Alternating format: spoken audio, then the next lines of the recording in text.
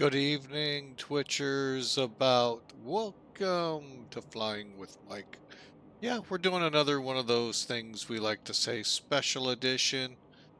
We didn't really plan on a stream tonight, but we're gonna give it a try since the internet connection I've been having here of late has been horrid, and that is being nice about it. But it seems to, of all times of the day, calm down and be decent at night. Eh, you know, who knows? But we do have the work order in, and hopefully, who knows? Maybe Spectrum will actually fix something. We'll see. We're gonna just keep it upbeat, do the best we can, hope for only one video tonight. And yeah, that's one of the problems we get, folks. So if we drop, folks, I'm going to say it now. My apologies over on our YouTube channel. Eventually, this video will cycle in and you'll be able to watch it in its entirety. All right. So let's take a look what's on the line. I know a lot of you like this plane. I'm just not very much with it, both real life and in flight sim, but I know you all like seeing it, so I'm putting it in the skies tonight. The MD-11 from Rotate.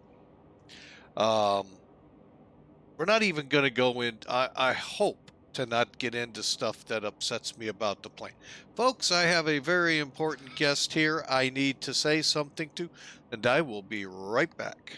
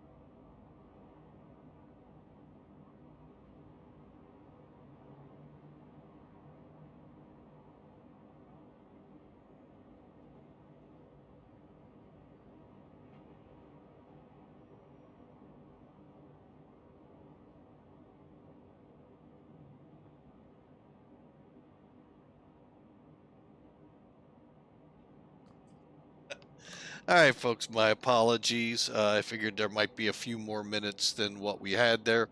But hey, when the granddaughter's on the flight deck, everything stops.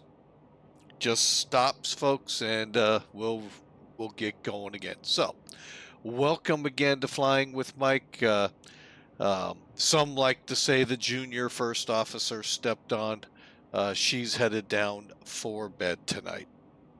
So, anyway, the granddaughter has arrived for the night, just helping out the daughter while they do some work at their house.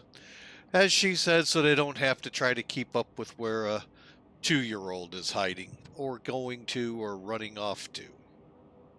I get it. All right, so again, rotates MD-11, sits on the line. We'll try to be upbeat with it, folks. It's just both the sim version and the real world. This plane just never, and I'm not the only one out there, folks. The real world did not take to this plane either on the passenger side of the house. The freighter world loved this plane. Passengers kind of had it for a little bit and kind of kicked her to the graveyards where the freighters picked it up. So let's get up in it and let's power up and see what kind of damage we can do. All right, we're up in the cockpit. Before we get to the flight plan, let's get her powered up. So it's a very simple process. Oops, helps if you hit the right key. It's that loose nut behind the wheel. Okay, I'm just going to hit external power. Now that's going to bring us on power, but And this happens at just about every aircraft out there right now, folks. We'll go ahead and get some of the niceties on. All right. In this condition, we're hooked up to the ground power unit. Most carriers will actually come in, hook up to ground power, and then turn their batteries off. And the reason behind that, and it does happen, generators should lose the connection. I forget the word I heard once used. And the aircraft basically then goes onto the battery. And if we're on the battery too long, you all know what happens to batteries. And they're very expensive, time consuming to get and then put in.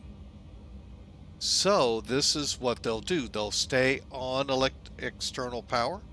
If it would fail, guess what? The plane just goes cold and dark, and we fire up cold and dark, no drain on the batteries. However, in our case, we're going to kick the batteries on, go to arm, and we're still no different, but we're at least powered up. All right.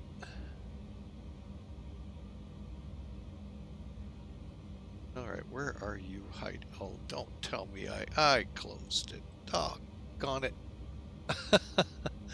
Oh, well, at least it came up this way. I'm happy at least at that. All right.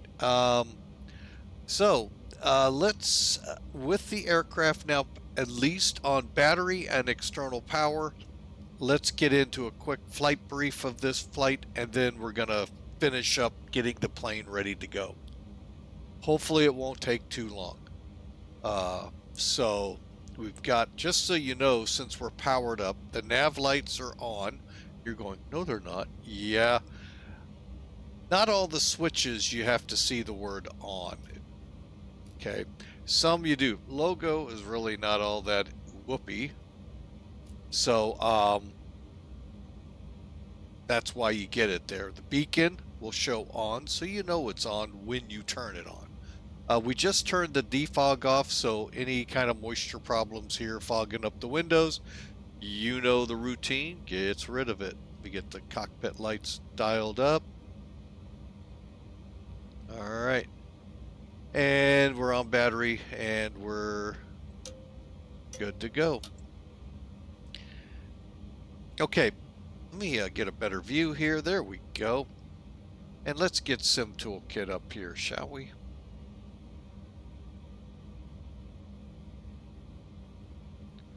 There it is.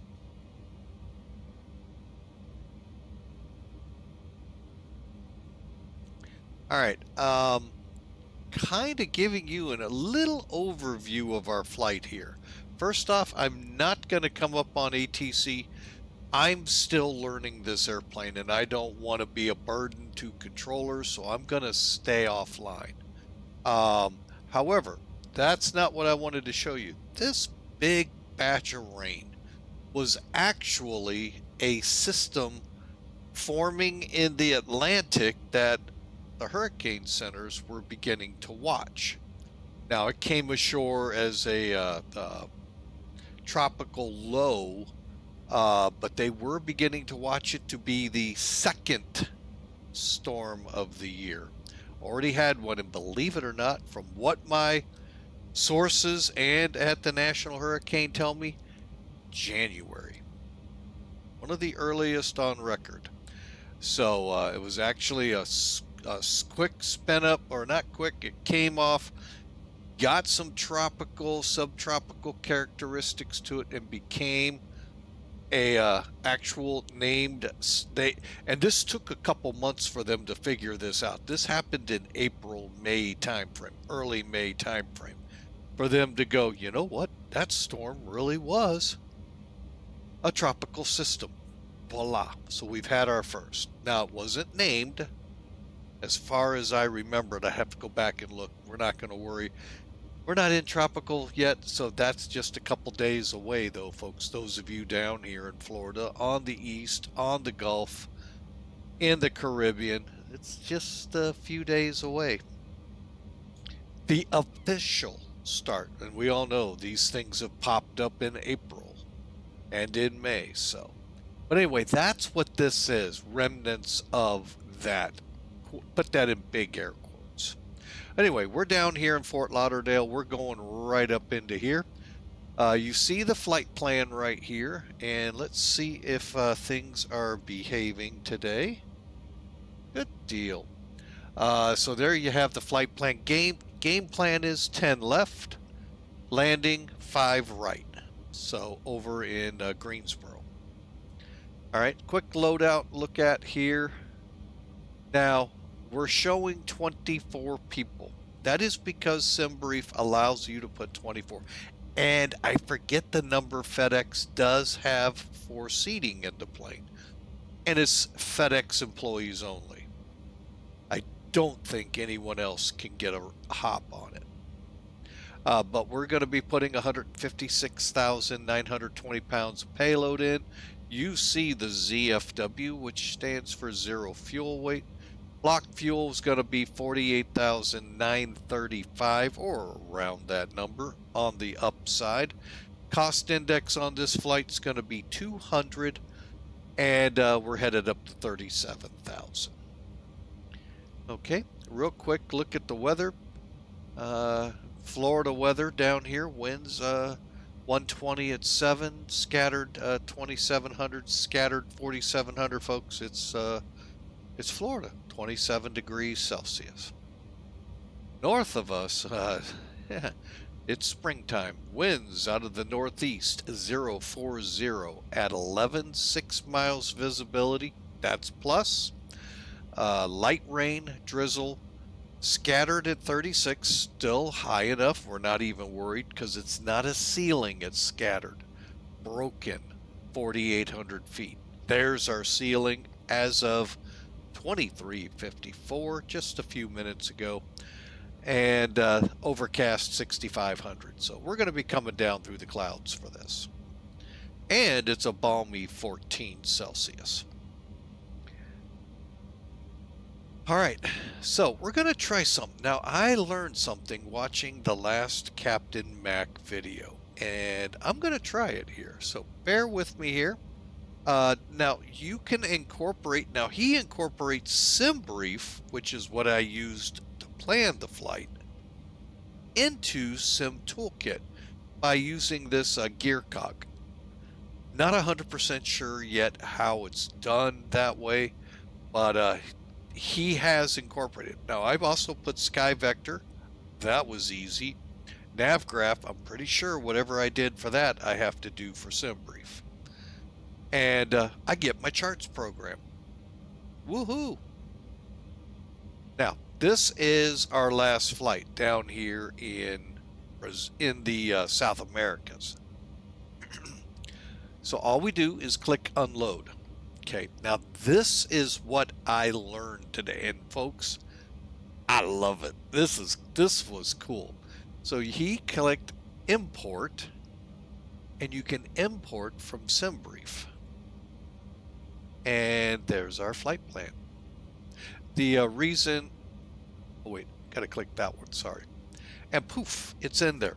The other one's in there because I haven't deleted it out yet. So yeah, that loaded it right up, folks. Put everything in on the route up above. ACARS 1, I forget the arrival, but it'll tell us. Block 2, runway, I mean, it's all in there. That was, when I saw that, I went, you gotta be kidding me. I didn't know I could do that. So, yeah. And if I may again, thank you, Captain Mac, for teaching this old dog a new trick.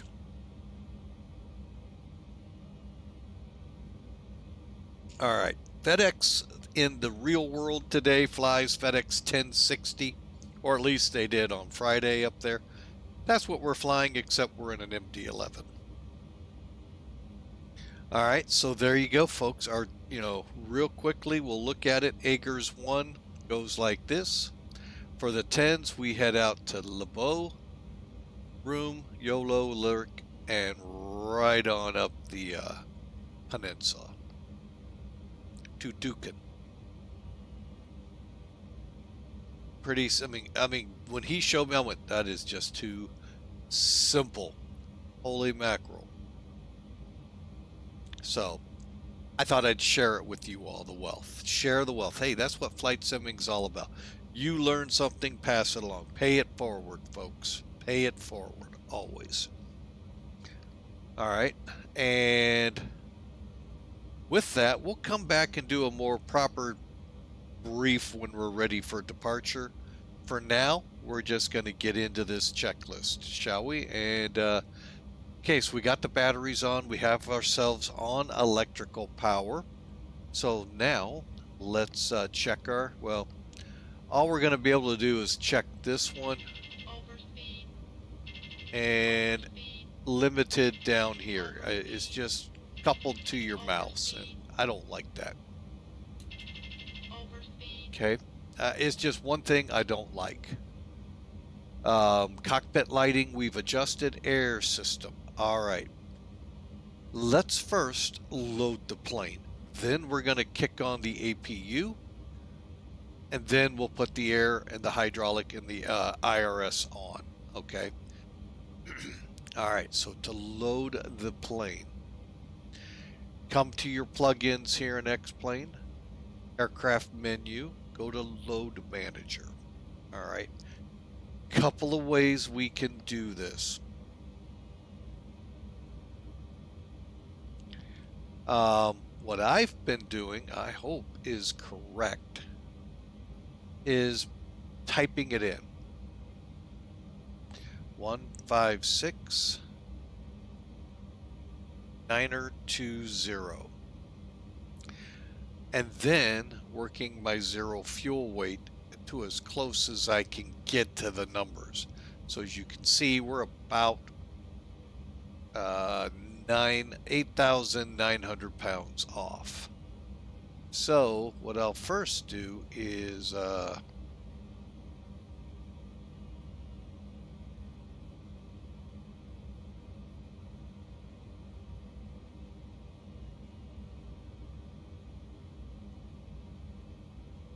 right, well, that didn't help out much. Oh, I need to go up 9,000.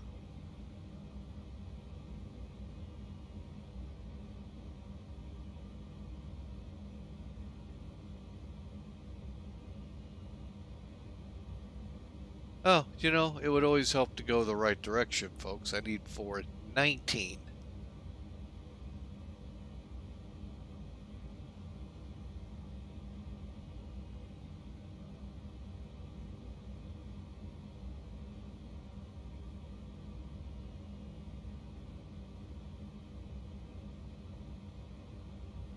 Okay, oh boy. Sometimes I wish it would give us the empty weight on here.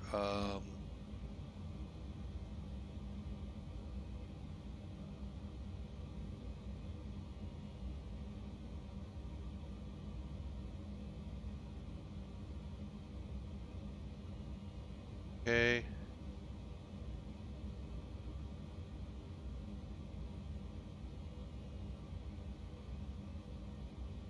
Okay, so we need... Really?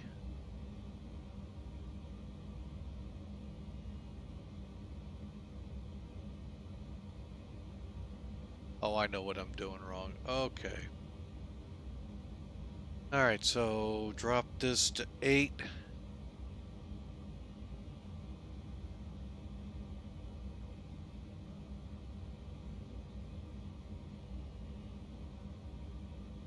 Alright, and since we've taken this long, I am going to get it right on. So that number...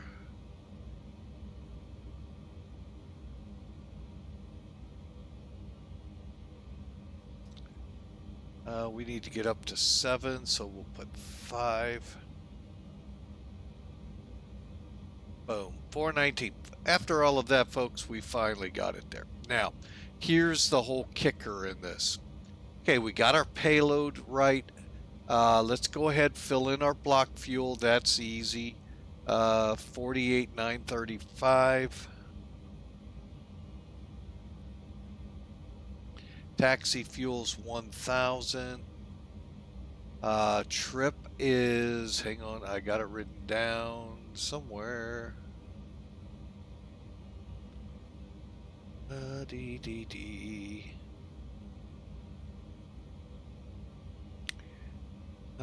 27,492.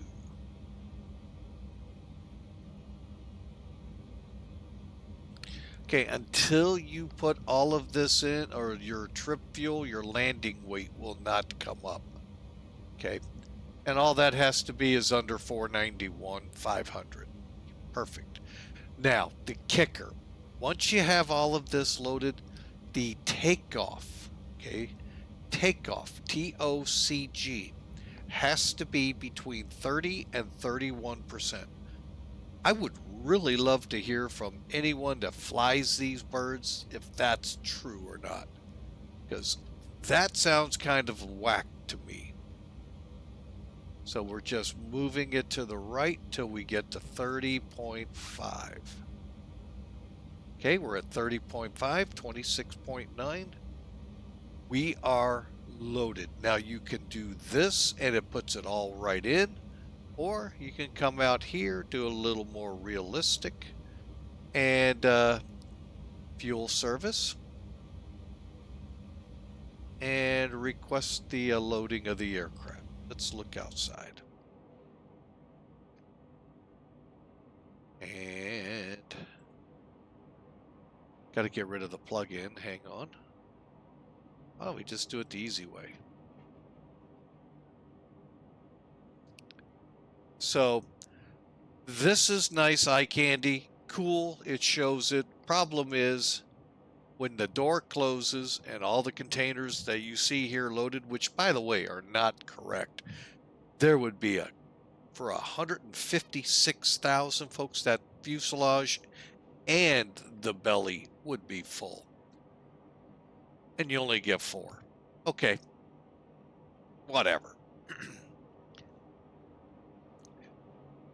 The thing is, when you come into the aircraft and go back into the bay, you won't see any containers. As much as we argue and not, I mean, I don't know if of late Captain Sim got better, but one thing I did like about him, this animation was there, and so were the containers in the plane that had the weights however you set them and so forth. That was great. Keep the eye candy up, but they don't hear it rotate. So that's one of those things that I'm not a big fan of. So I know it's just eye candy stuff, whoopee. And but if you're gonna go to this level, take it to the next level. I mean, Tolis found a way. They're just not loading the containers. So let's see, did the fuel truck ever, I don't remember if fuel truck shows up on this one or not. Anyway, so there we got the aircraft outside loaded. And I'm just going to come back in, get the plug-in back up. And we'll go ahead and close up the cargo doors.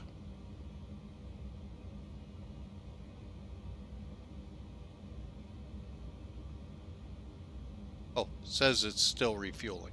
So obviously there is no fuel truck. Hey, that's fine. Everyone can't be, I don't even know how you include those into these. So, all right, so let's get going, shall we? While it's fueling, we'll keep going. Okay, I would really like for it to stop fueling.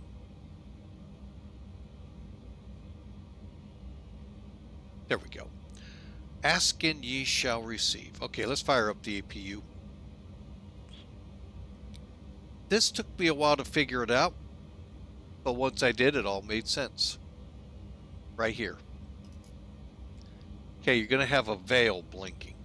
When it stops, it'll say on, and then you can put the APU bleed on. Okay. It is, folks, if you haven't figured this out, and I'm not trying, because I know some people are so adamant against Airbus, they really kind of get upset with me with this comment coming, folks. But I'm going to say it in a very blunt term. You have to kind of get over it if you're going to fly this plane, because guess what? That's an Airbus overhead. Now you can say, well, it's really an MD-80. No, it's an Airbus, folks. Hydraulics, electrics, air, and your fuel. I mean, the only thing really different is this should be up here. Folks, it's an Airbus-styled cockpit. And once your mindset and the FMCs, which you could literally say McDo for them, it all begins to become simple. There. You just saw it go on, and our AC bus lit up. Gens are available. All we have to do is come down here, click APU. These will cycle through and become available. But yeah, get over that hump, folks. This plane becomes pretty simple to operate. All right, so we got everything on for the air system. Now let's come up here. Again, real MD-11 pilots, I want to know, is this real? Wait for it.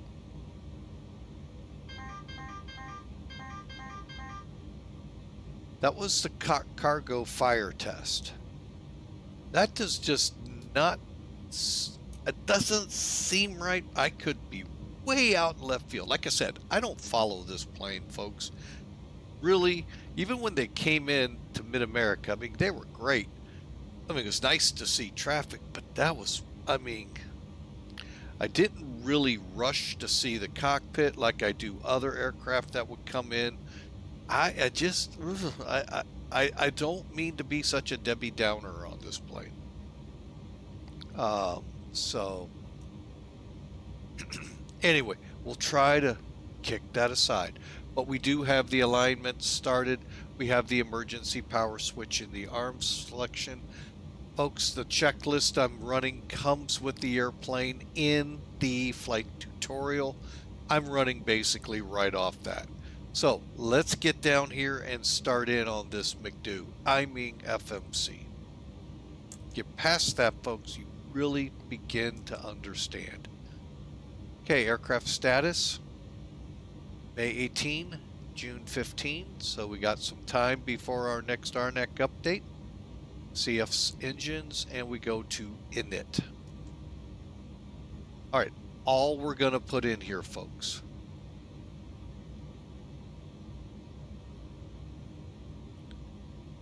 From to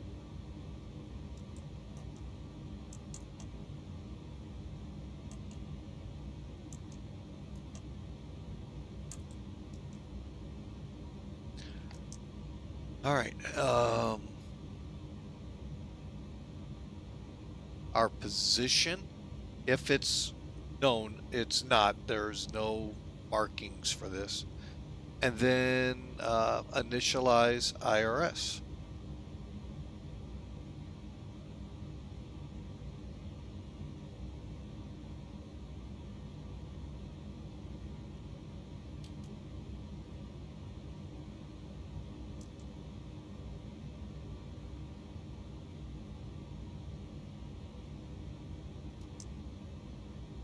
Okay, and for now, that's all we're going to do. Let's head up top here again.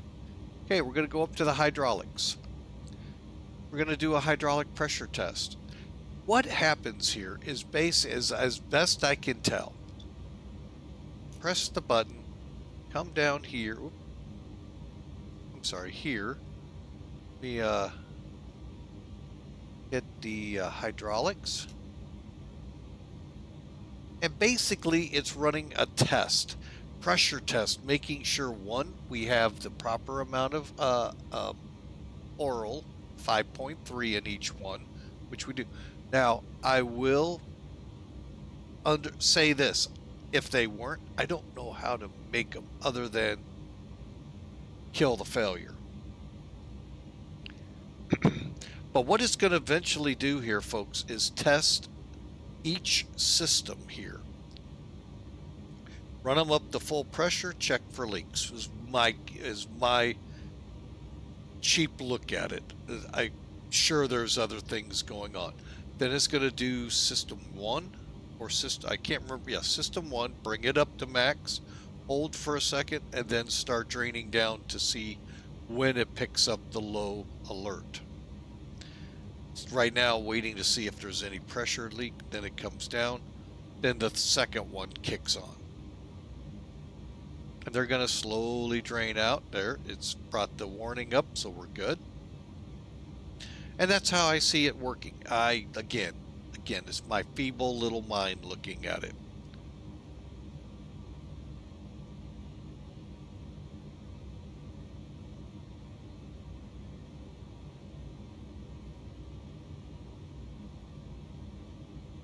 And then system 3 comes down, and when the alert goes off, test over.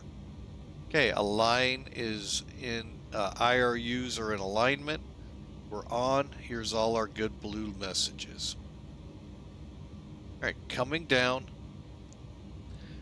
If we were going to be on VATSIM,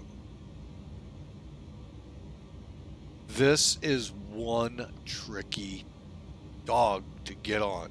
First off, make sure your mic is on and you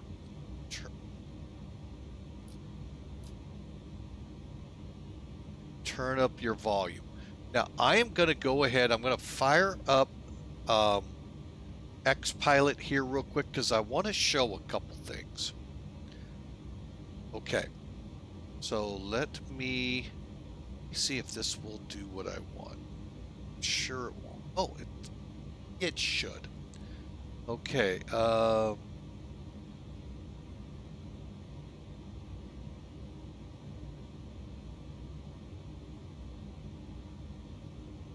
right, it's just being a little slow here for me to get this pulled up. XPilot. All right.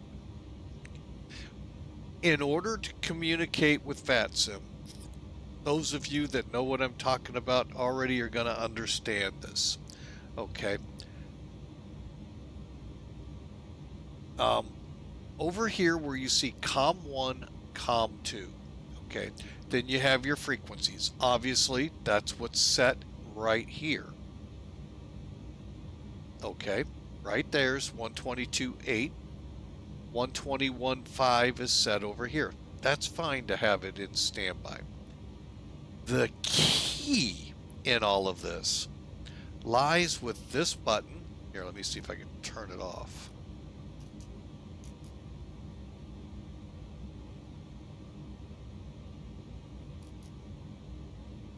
Okay, well, it's actually working.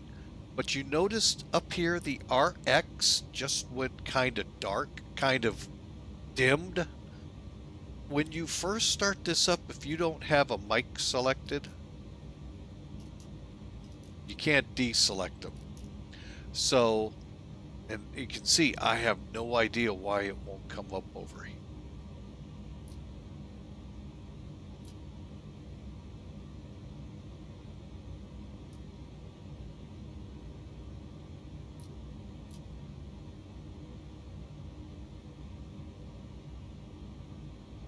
Just mind boggles. Anyway, so you see TX. Now let me go ahead and pull up the volume. All of a sudden, RX now highlights. That, folks, is how this plane has to be. The sad thing is you do not have COM2, and I don't know why. So I'm kind of, it just mind-boggling to me right now, and I'll be honest, don't know enough about this plane to know. But anyway, that's the configuration you need to be able to talk on VATSIM.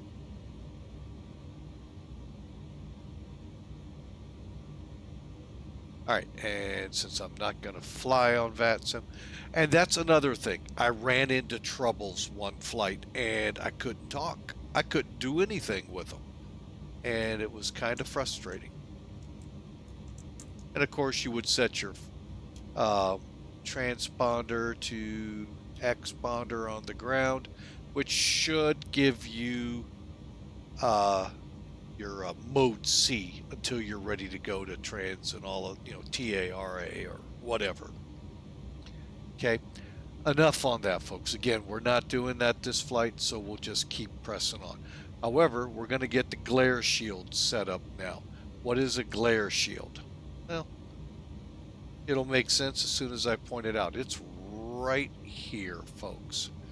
So what we've got to do is we're going to slide over, and this is when I get rid of this because it's in the way.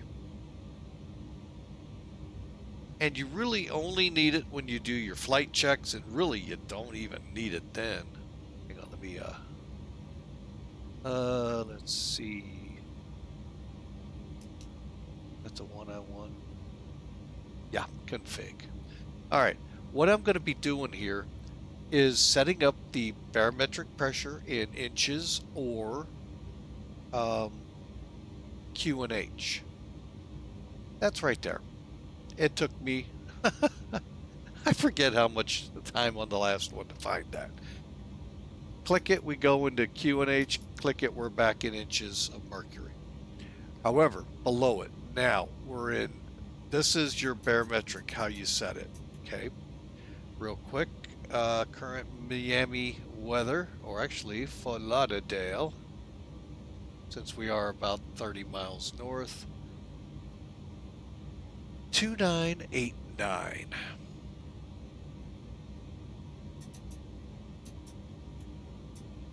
Okay. That always concerns me because this should really read the right. Well, what I want to do is just see if we have a discrepancy.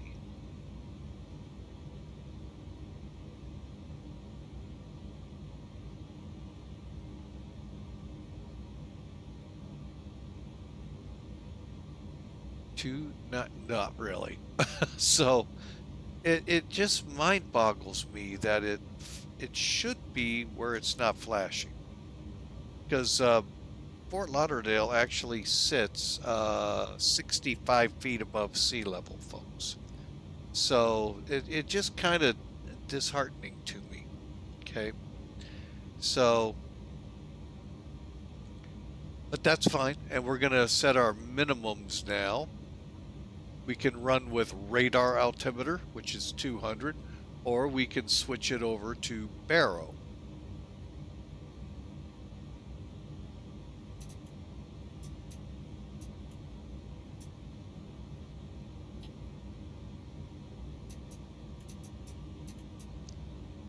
And I always have troubles.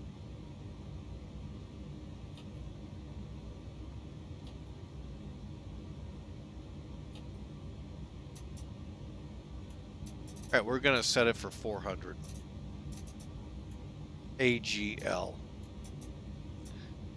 It doesn't matter if you do baro or RA.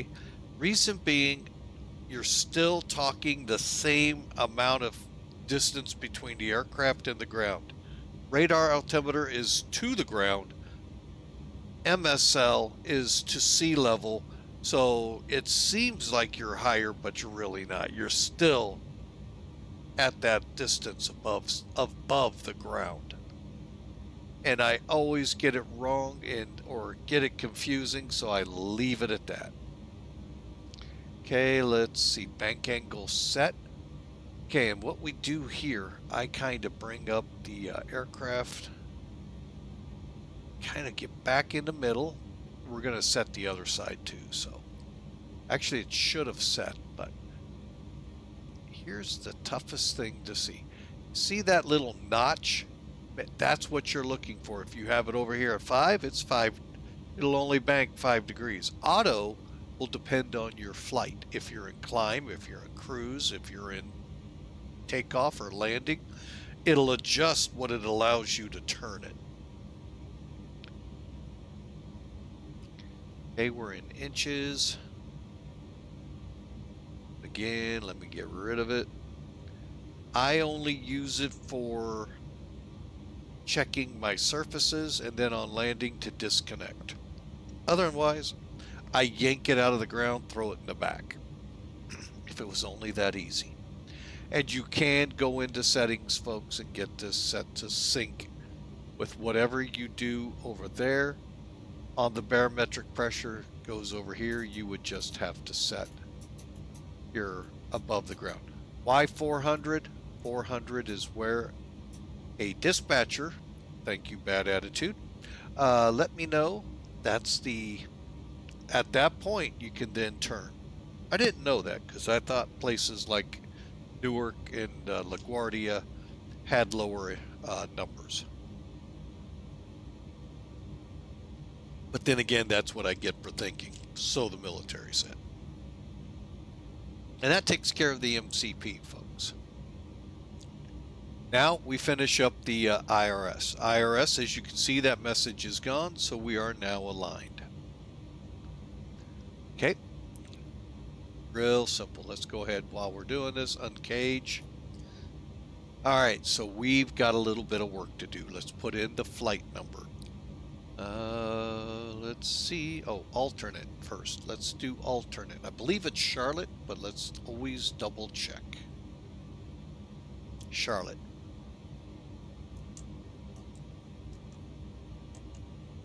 Okay.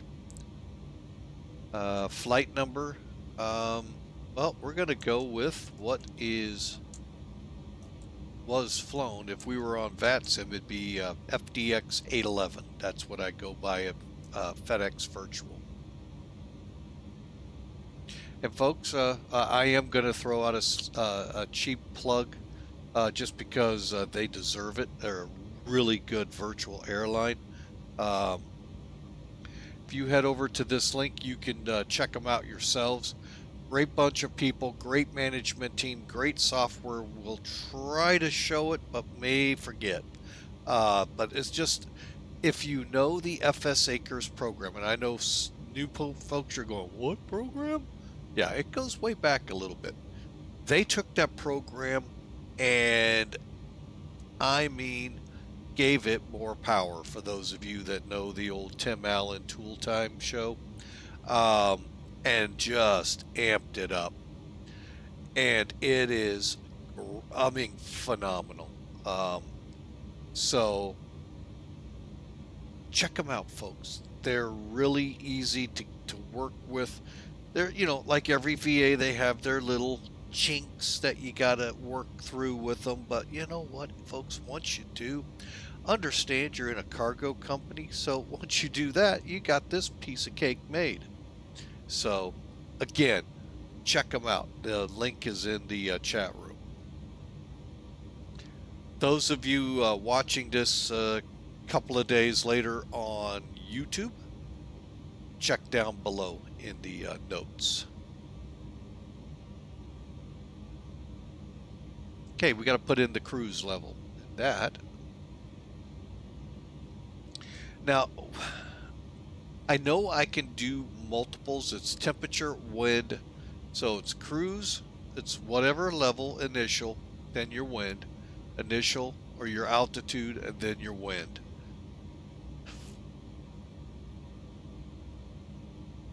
I'm going to look at this. Hang on, let me see. The way this flight plan reads,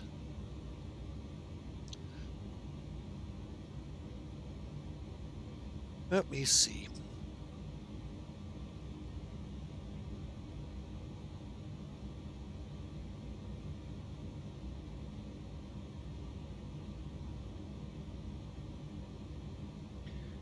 And what level was that at? OVENP. All right, we're going to just go 37. And cruise wind.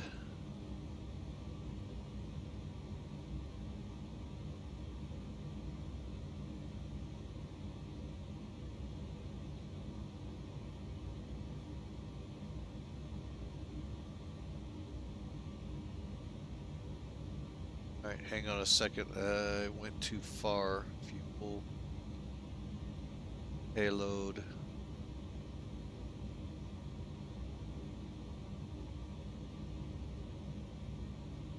Oh, am I being silly, folks? I forgot. I'm on the default, and the default actually gives it to you.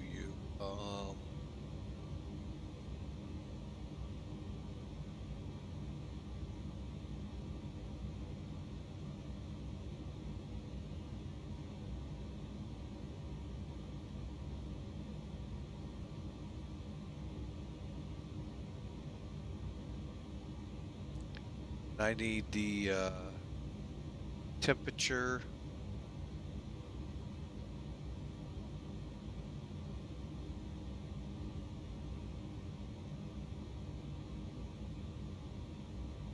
Hold on here. What? Oh, that's down below. Disregard. I can put that in there. Temperature and headwind.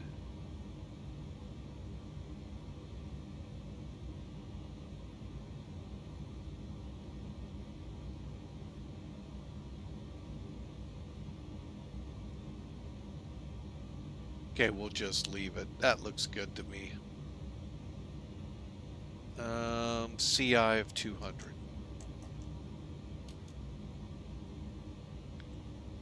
Okay. Let's go to page 2. And to do that, you see it's up here. You got 3 pages. Each one's, you just click the left the arrow. And we'll just put our block. Takeoff. There we go. And then we just make sure our numbers come in right.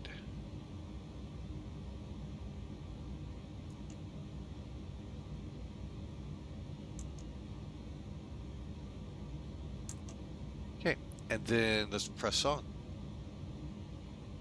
Okay, now we go to the F plan. Here is where we put the route in.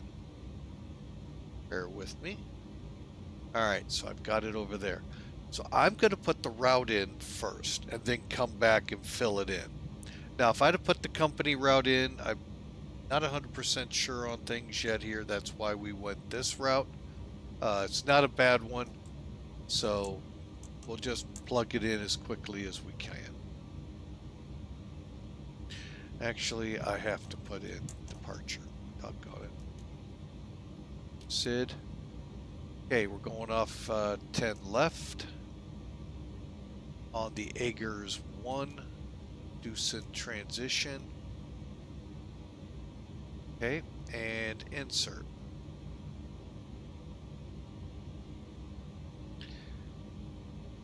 Let's go to plan.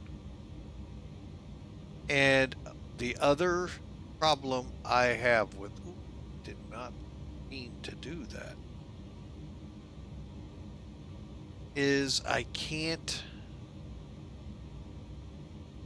easily put the flight plan in and watch it up here as I go through it.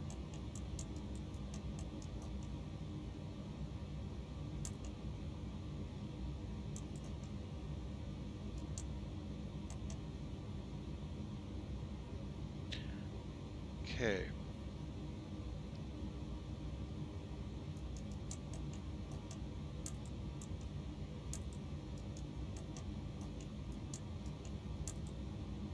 Okay, so after DUCEN, we get on the Q87. Real quick here so you all see it as well.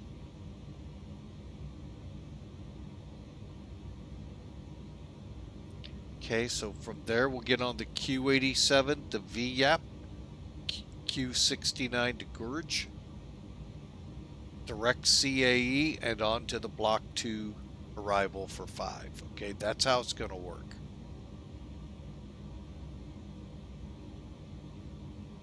DUCEN, Airways. Okay, I know that. Dang it.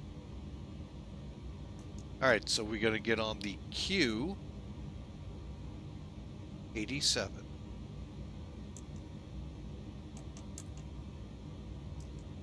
We're going to get off at VIYAP.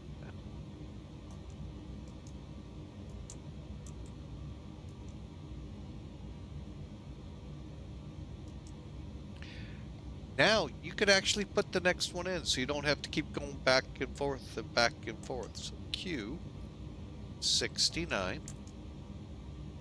Airbus pilots is looking just like what we do over there, isn't it?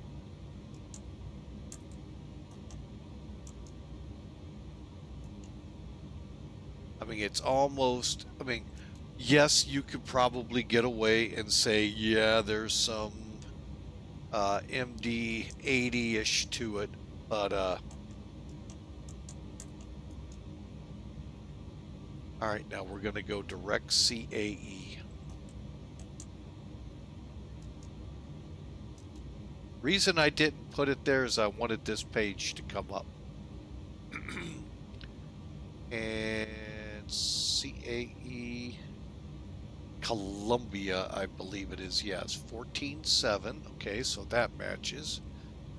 And 3350, okay, 33 by 81, 33 by 81, north and west.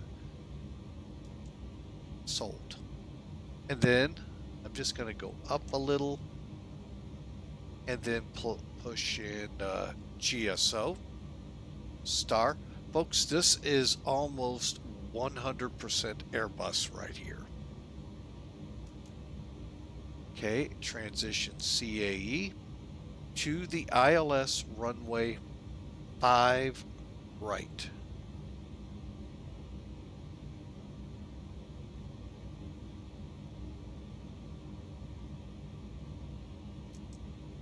All right, let's real quick take a pause here.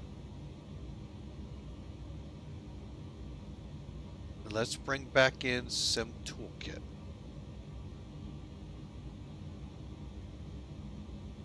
All right, so we've put in the ACARS departure. We saw that. We just nice loop and a lot of runs up here to DUCEN. And then we watched us progress across the top here till we're ready to put in our arrival. So we've already got block 2, 5 right. Let's take a look though.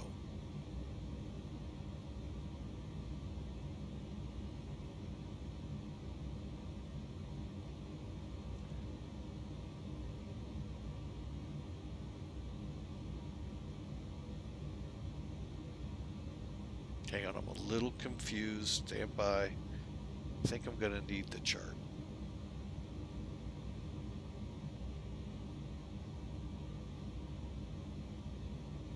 Okay.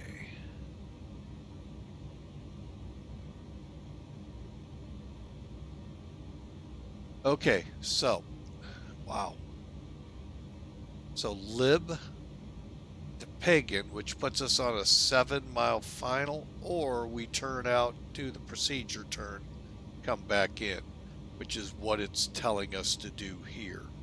So we would come in, take the back course out to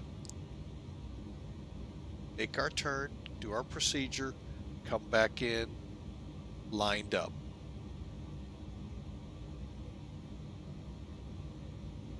Okay, or there was another transition. We have we could go to GSO and do the same thing.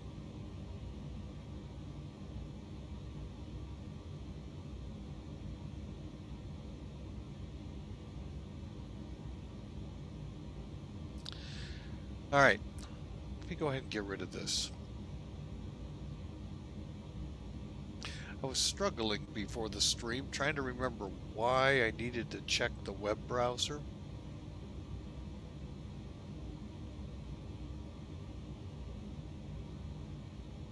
Now I know, and bear with me 1 second.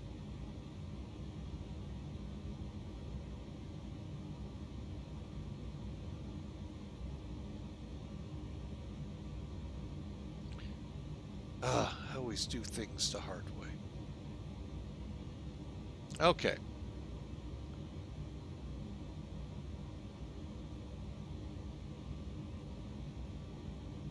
So let me bring the browser up, maybe. Okay. if you go to this website here, folks, DATIS.cloud.io, it's going to bring you to this. What DATIS is, folks, is the digital form of the ATIS. So you can go either on ForeFlight. You can use this, folks. This is SimWorld. Use what's out there. You can use your phone, pull this up en route, and you can already have an idea what the airport's wanting out of you. Okay, so you're at DATIS. Hang on. Okay, up here, click Select Facility, GSO. And there is what, as of 2354, which is going to update here real soon, 04711, 6 miles, we all saw this, okay? ILS runway 5 right and 5 left in use, okay? And then the NOTAMs, the PAPIs, are OTS in the real world. Birds, all of that good fun stuff is there. And then contact ground for clearance and taxi. Advise you have Fox. Real world, folks. Flight or VATSIM will try to mimic this, but don't be surprised if you catch them going a whole different direction. These winds, they shouldn't, but you never know.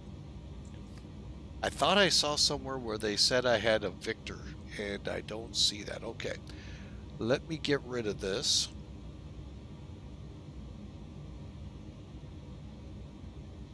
Bring up Sim Toolkit. So I'm going to come in on lib and go that route.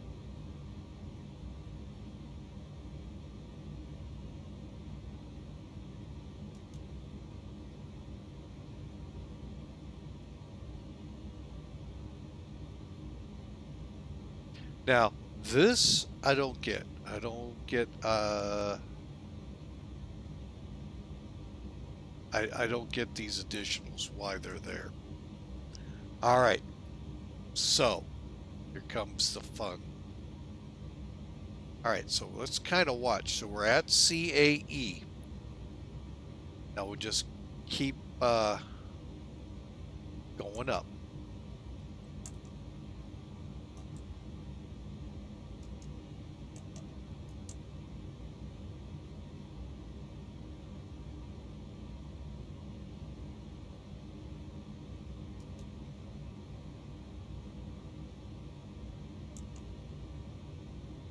All right, so I want to clear GSO, clear that discontinuity to connect. So what I did, folks, is from block connected us to lib instead of going to GSO and cutting us over to the localizer so that we can then shoot. It's going to come in, go up, bring us right around and back in.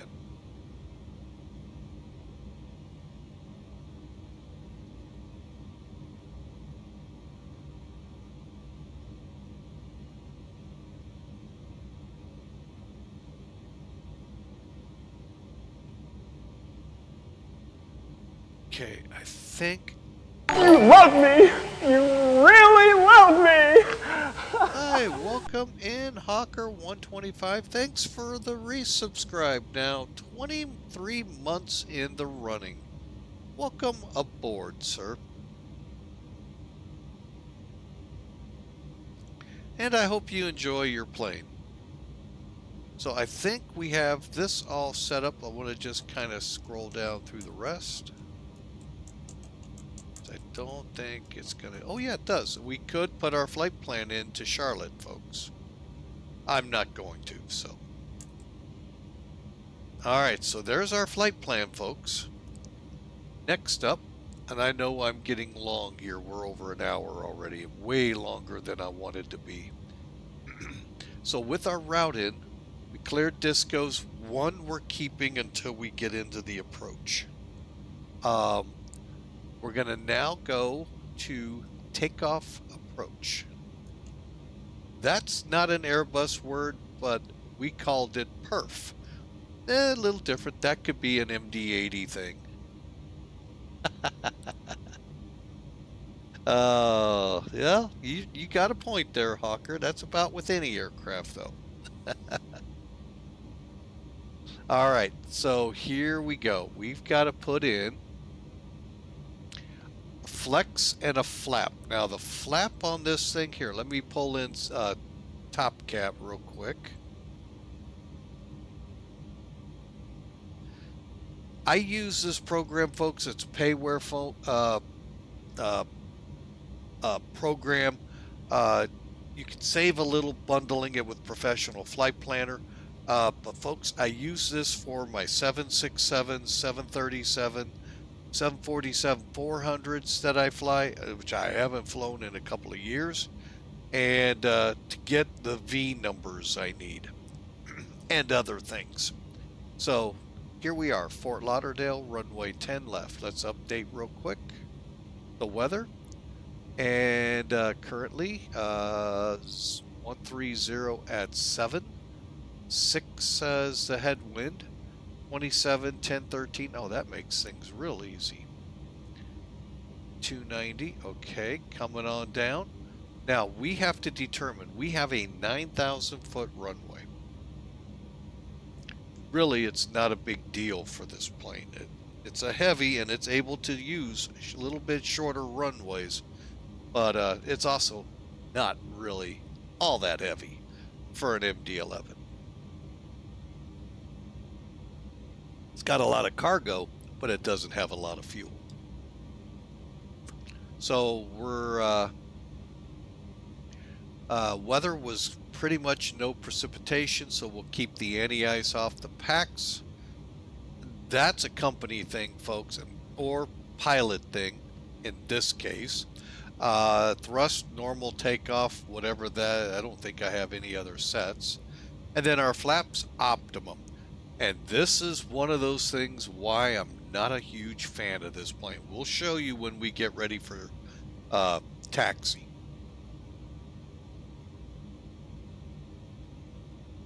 Okay, it's right now computing. All right. We've got some options here, folks. I could put the flex temperature to 60, and our V numbers, as you read on this line, it'll only have if modeled. Now, mind you, this is the performance off PMDG. I don't know how rotate and PMDG, how well they mesh. I know Zibo and PMDG, the Zibo 737 and the PMDG 737-800, they're pretty comparable. I don't know about this one. I'm a little leery of 300 feet of runway left. I've actually seen it in the real world. It is to the lame eye, folks. Whoo, it's gonna scare the crap out of you. Let me see here. Let's get. I would like at least 1,000. There we go. 52 we'll go with. So that's what we'll set our flex temperature to.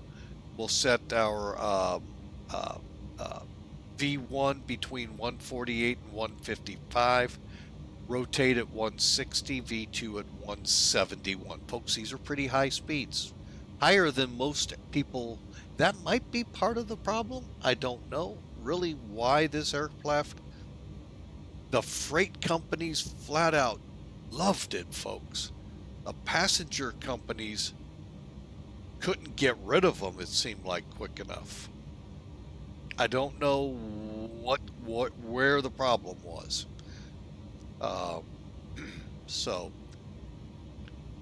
But we'll have 103% yet engineers. Drop your jaw. It's going to be more than 100% power for this takeoff. Now, flaps 10, TO normal. Okay, we'll go with that. However, we'll show you what it could be. That one's actually easy. It's when this thing comes up saying flap 16. No, it's not your next notch, folks. I hate to break. Well, it is, but you actually set it between 10 and 30, I think it is, or 20 or 25, something like that. And that's just mind-boggling. So, and it doesn't tell you the trim, but it will in the McDo here. All right, so again, let's get rid of Top Cat. I've got it up on another screen here so I can kind of cheat along with the checklist here. Okay, so we need to put in the flex. We're flexing at 52 degrees Celsius. All of this is actually meant to save a little wear and tear on the engines. Keep. They're kind of not really doing it, it seems like, on this flaps. The we're showing 10.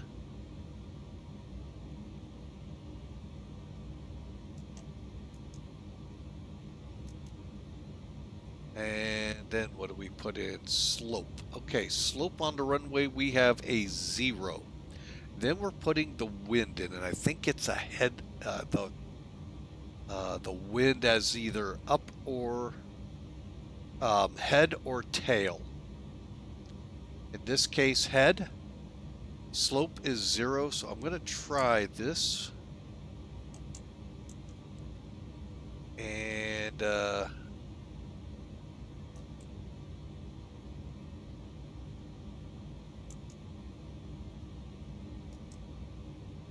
okay, let me look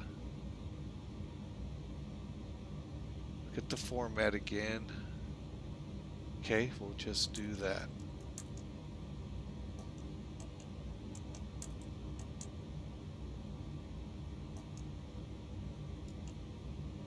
And again, a lot of this, folks, comes right off the tutorial flight. There we go. Outside air temperature, I think we have it 27 degrees. Oh, by the way, if you didn't catch that, let me make sure. It's right up here, folks. Put that in there.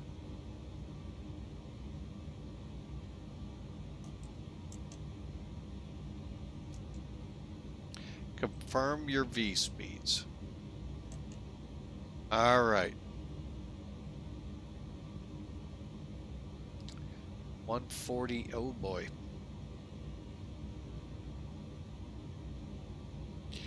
Now, one thing I've noticed with this plane, folks, if you don't just go through and check, and then look over here and see them all magenta, you're going to end up doing it anyway on the runway.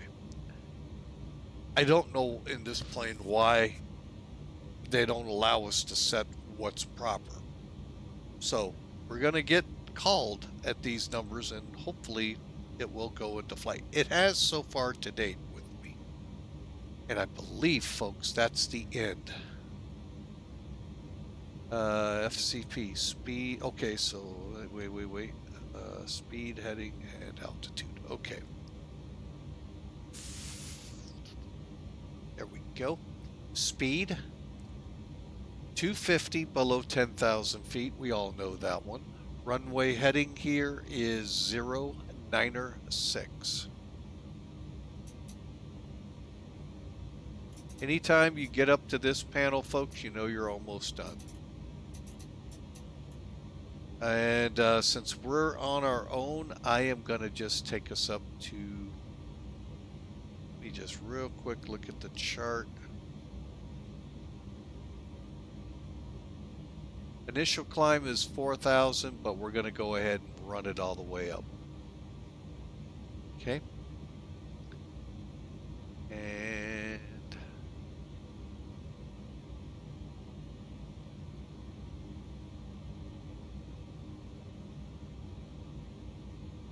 all right, hang on a sec. Oh, there we go. GSO.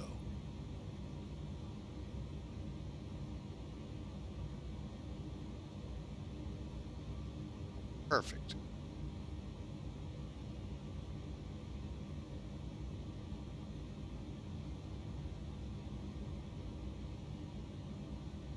All right, so we are set to go. Engine start procedures coming.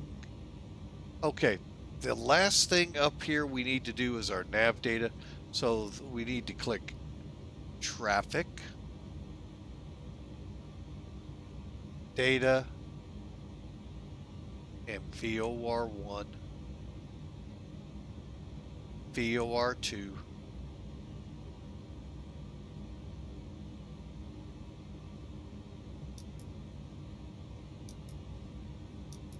okay, and we do the same over here. Traffic, data, VOR, and VOR2. We're ready for engine start, folks. But let's take a look outside. Okay, we got a couple doors still open. Got the external power still hooked up. So we do have a couple things we do need to attention to, and the chocks are still in. Okay, emergency light on.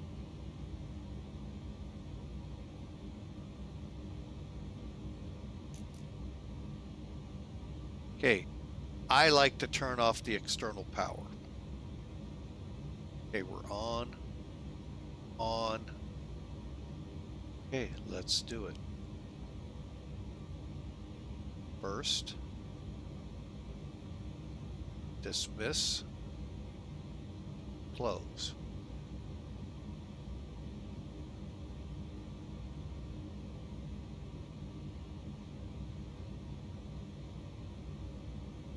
Okay. All right.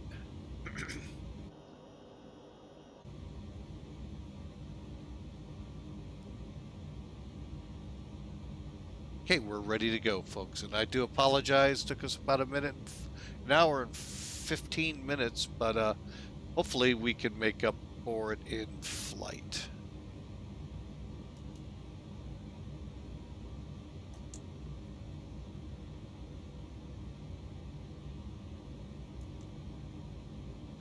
All right, and range, that's the other thing. Let's go back to map.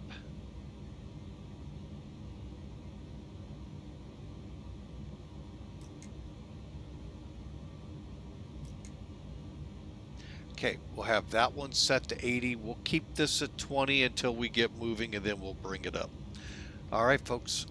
The other thing to take from the McDo right here, there's your trim. We're going to make that read 3.7 once we get things fired up.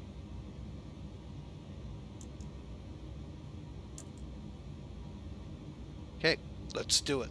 Call better pushback, please.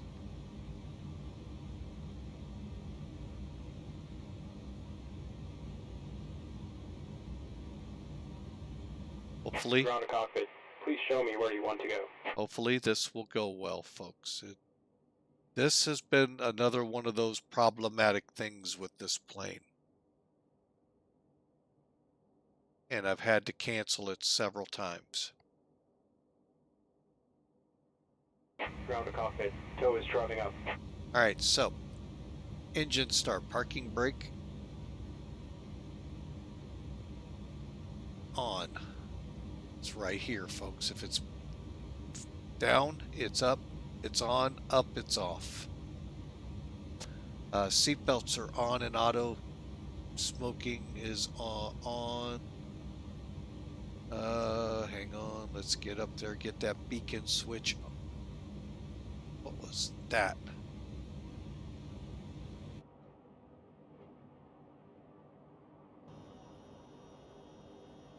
Did he fall off the roof?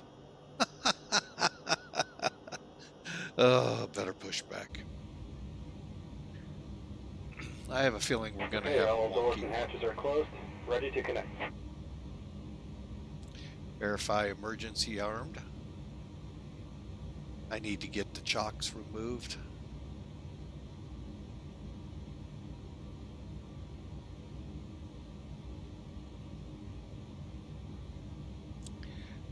Fuel panel is auto, air panels auto. Called for pushback readies in place.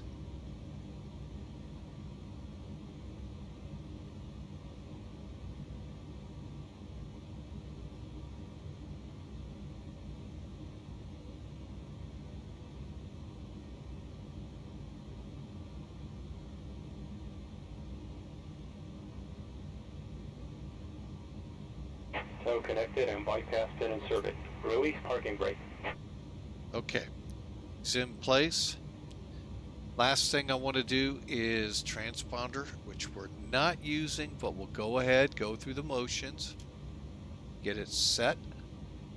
Ignition A or B, APU on, verify and monitor the APU, pushback complete. Here's the procedure. We'll start with engine 3, 1, 2. So you pull, wait till 15, introduce fuel. We'll talk about this taxi. That's the little wonky thing in here. Let's see. Today is an odd day. We'll go with B. Everything's ready. Why not? Let's see what happens.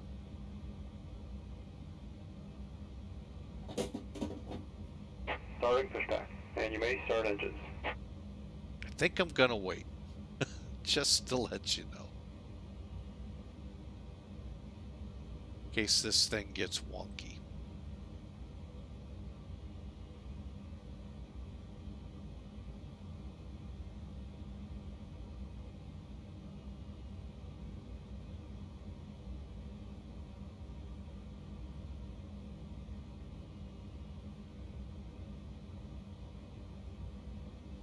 I'm hoping with simplicity it's kept from zigzagging badly.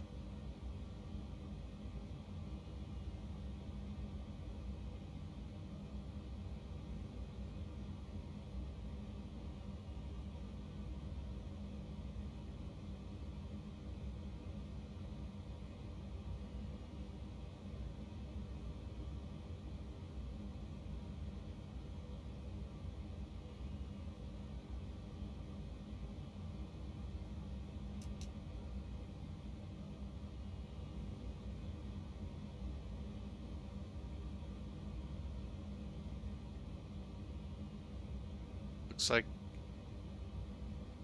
may have solved. Operation complete. Set parking brake. Okay, here we go. Disconnecting tow. Stand by.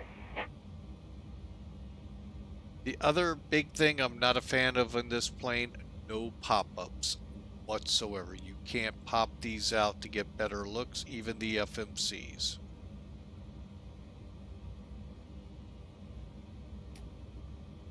Orange light on, so make sure the arrow's up.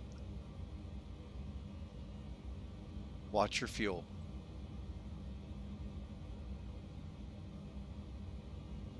Watch your pressure.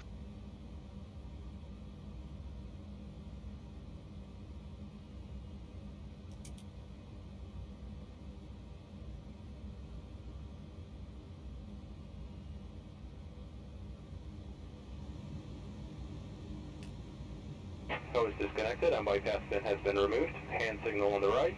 Well, see you next time and have a safe flight.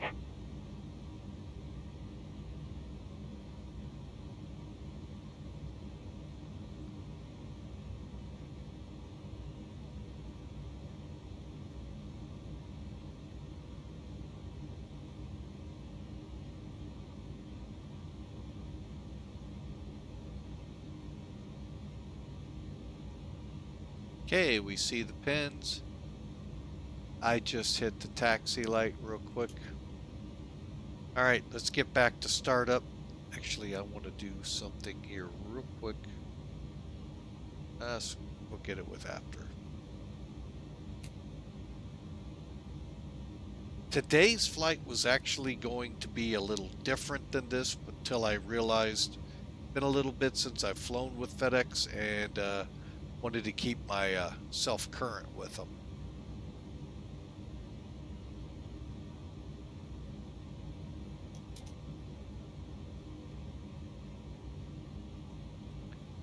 Everything's looking into green.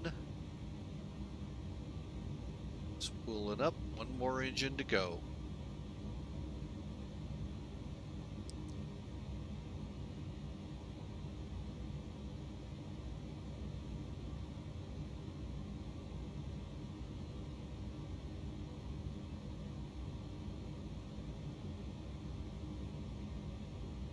Trying to get her stabilized. That's what we have to wait on.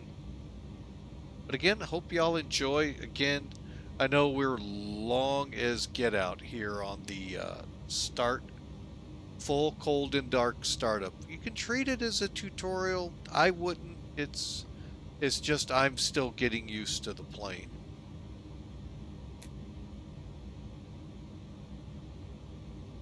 So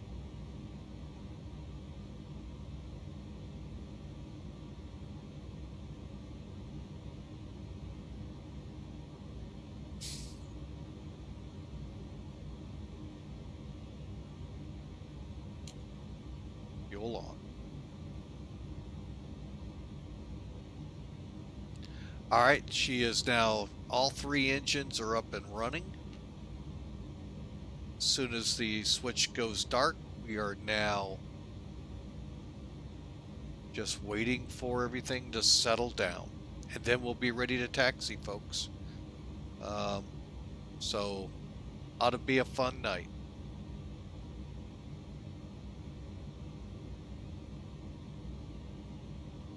Okay, we are settled. Okay, after start check. Up top here, windshield heats as needed. We're going to go ahead and turn on. Anti-ice as required. Right now we don't need it. APU can go off.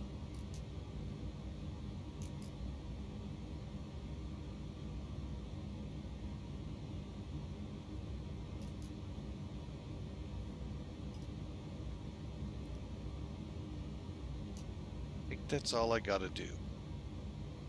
Hydraulic panel. Oops. First steps. Okay, looks good.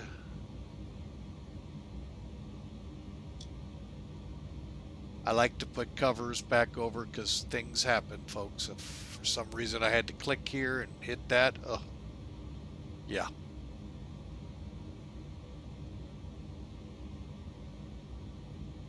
Okay, ground equipment's clear. Verify flight controls. All right, we're going down here. Now, you can, you know, if you want to do it proper, folks, you could bring one or both of the columns up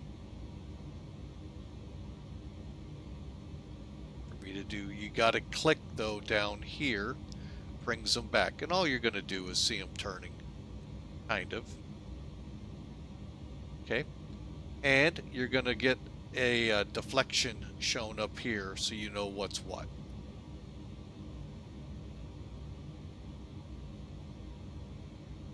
Because I'm going to tell you, folks, from the cockpit, you can't see this. It's not like our Cessnas and Pipers and Beechcrafts. Oh my.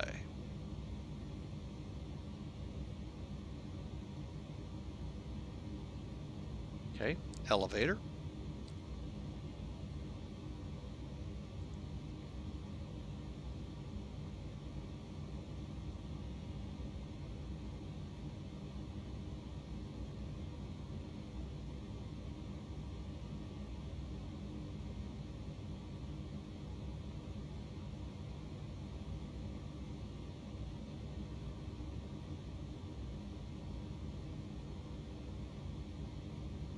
Okay, from the FMC or McDo, because like I said, folks, you watched it. It's pretty much like setting up an Airbus.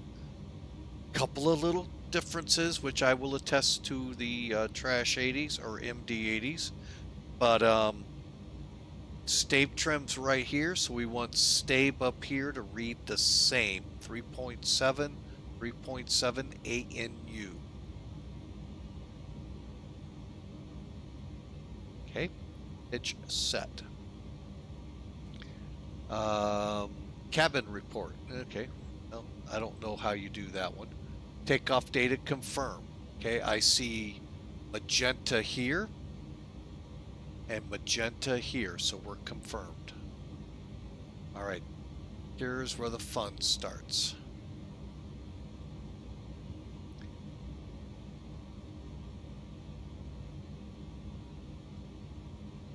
Okay, Remember, we're taking off flaps 10, okay? Now you got flaps up, you got slats at 0, and then you have this thing called, hey, let's dial a flap. Huh? It's like a, yeah, it really is that, folks. You, in that section, set your flap on this wheel, so it'll go to 10. Ain't that the craziest thing, folks? Dial a flap. 1-800 dial a flap. Anyway, sorry folks, that joke's been used way too many times. Okay, auto brake set. Takeoff data one more time. Confirm set. Okay, confirm set over there. Confirm set over there. And because you're in the way, bye-bye steering wheel, and coming off with the brakes as soon as we fire up. Oh, and I meant to do this, folks.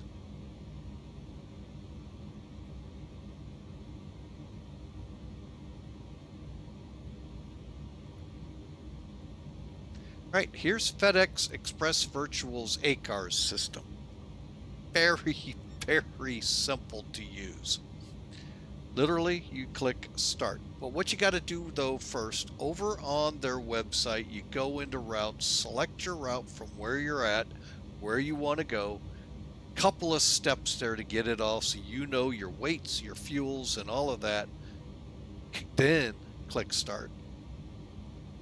We're ready to go. I always go one step further. Let's go into dispatch. KFLL 2 KGSO Piedmont downlink. Now it may put a different flight plan up here. Oh, it did. It actually ARPS row. I think I put the wrong takeoff in here.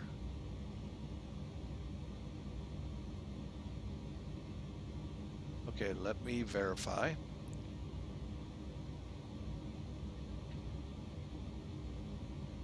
Real quick.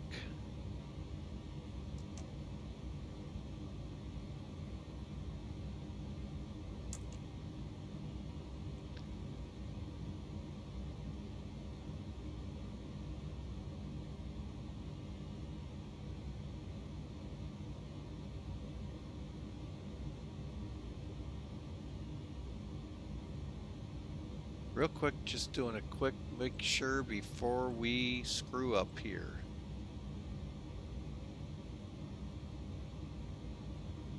Okay, so we can get rid of ACARS.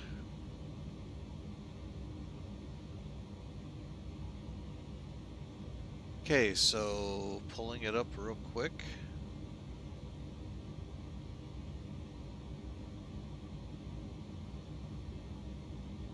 All right, now you all can see it. All right, so we are going elbow, room, YOLO, Elric, ACARS. All right, we are doing the right one. Hertz, ARPS, MMART, Enwood, C's, Z, and DUCEN. Perfect. All right. I feel better now, folks. Sorry. When that happens, it's always best now to fix it before you try to do this in flight. Okay, so we are pushed back. Let's go.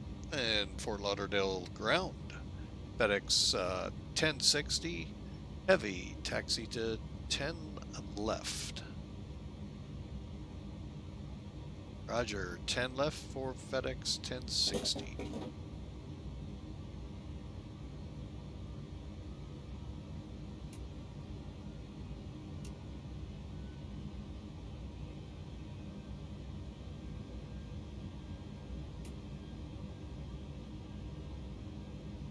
And we're officially on the way, folks.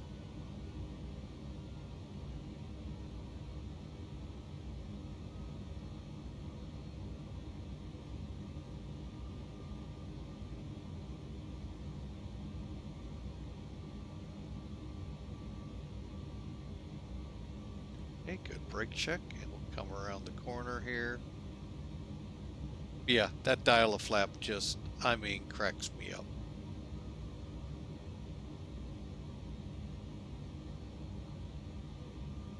I could almost see an infomercial on.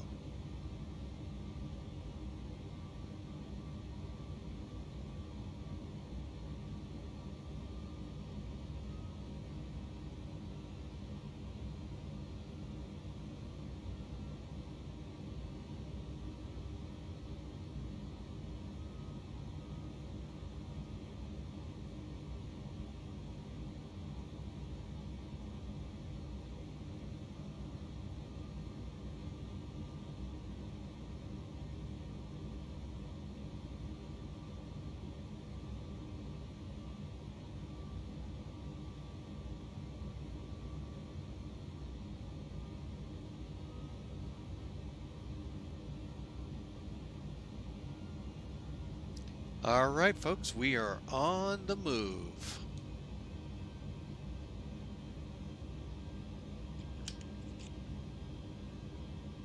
Let's pull back some power here. Don't want to get too rambunctious out here.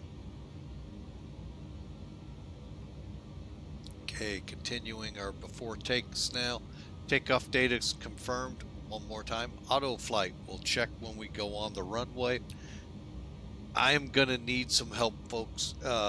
In the chat room, feel free when you watch how I do it. Is that the way the real world did it? Or am I missing something? You will see that in a second. Hydraulic panels, auto, airs set, cabins ready, and radar and such will get on here in a second.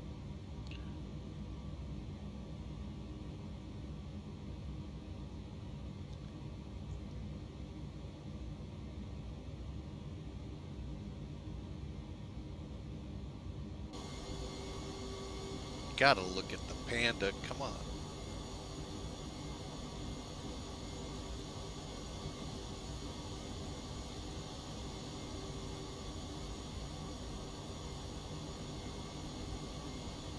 And for those of you curious, why is there a Panda on this? They also have a 777 painted the same way. They hauled some Pandas, and to celebrate, they painted them on the MD-11 and the 777, I think, that hauled them. So that's where that comes from, celebrating that big milestone they did. All right, so EADs checked. I've got auto brake, windshield heat, and smoking all set. Okay. We'll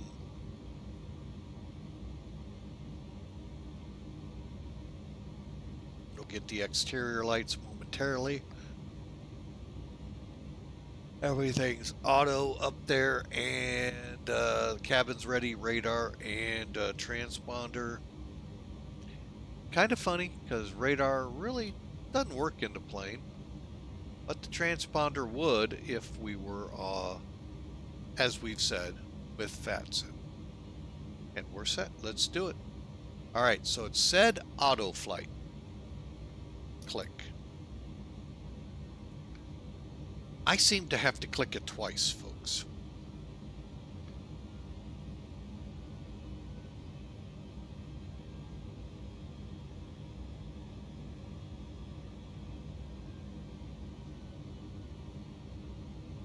We're going to line up and wait. Clear for takeoff, 10 left, FedEx 1060 heavy. Nice thing when you don't have traffic to worry about, folks. You can go whenever you want and say however you want.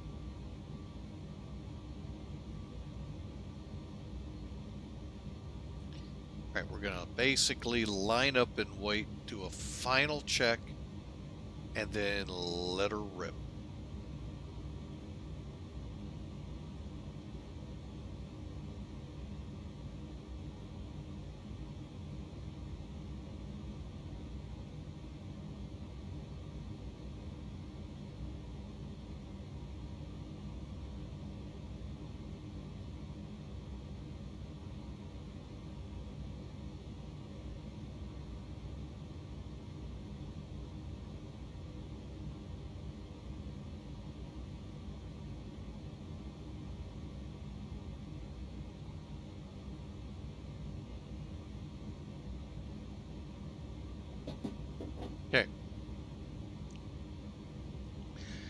All right, so our goal here, folks, besides trying to get in the air, is V1. Here, let's kind of do the best we can and to zoom in. 166, 16, well, I'm sorry, 139, 162, 166, climb at 176 to 250 once we get to that location. We're direct climbing to 37,000, and we should be ready to go. Spoilers, we need to arm those. Now, this took me several flights to figure out. You yank, get that hand, pull it up. Airbus, guys, that's how we arm them in the Airbus. And turn you off, and here we go. Brakes off. Toe brakes on.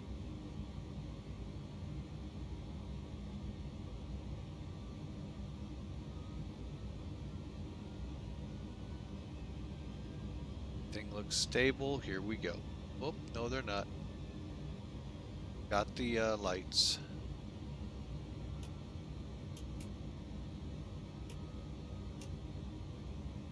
Here we go. Bring them up.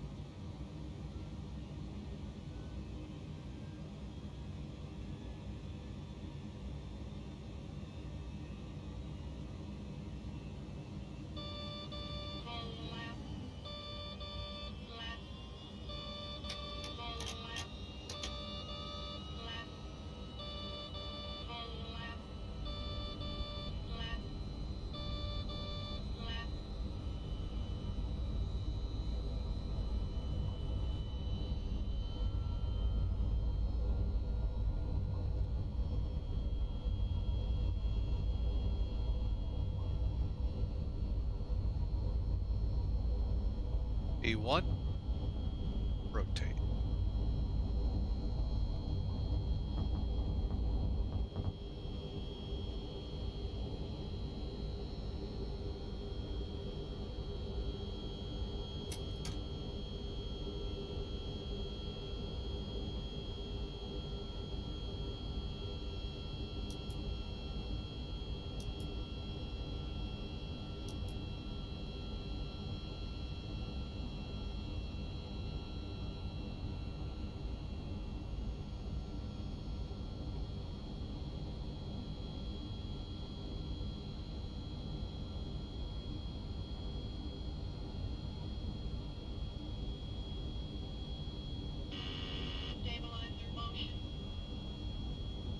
Okay, let's make sure. There it goes rolling.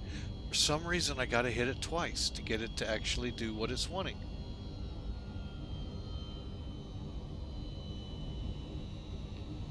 We are not on VATSIM, ACARS, so I don't have to. Yeah, we ate up the runway as expected.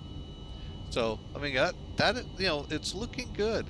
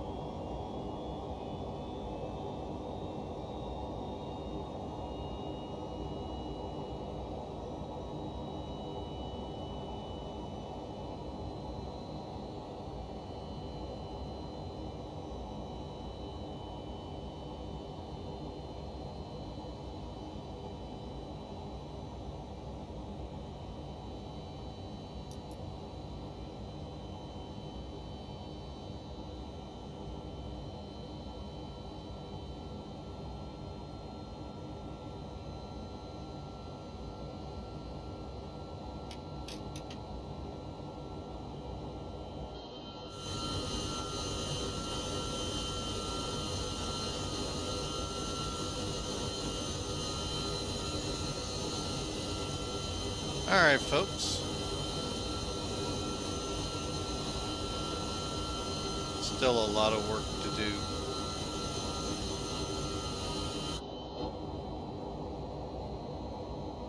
But at least it's on course, on track, and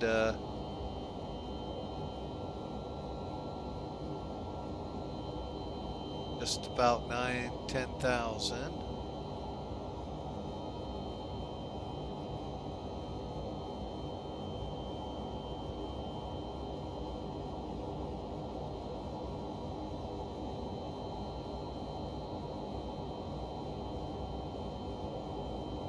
Alright, there's 10,000.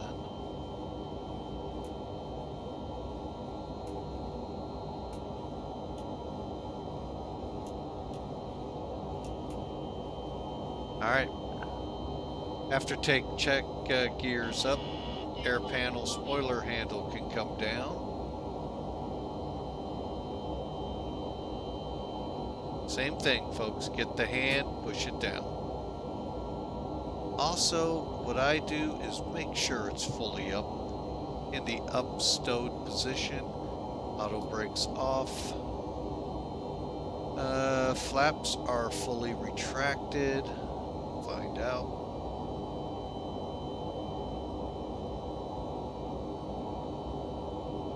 They show up. And are up. Okay. That's one thing too, I'm not huge. There's 0 here, but I also look over here.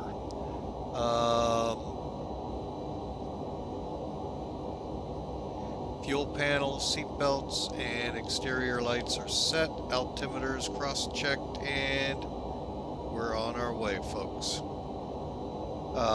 Not a bad takeoff. There is no off position for the landing gear, so again, an Airbus thing. I don't think I have anything more. Checklist wise, we'll get that here in a minute. For the landing, I'll start working on that. But folks, we're on our way. Gonna kind of watch my speed. It likes to get out of control here at some point. So we'll see if that remains. But folks, I hope you enjoyed. As FedEx 1060 airborne on its way to Greensboro. My pilot ID with FedEx is FedEx 811. That's with FedEx Virtual here.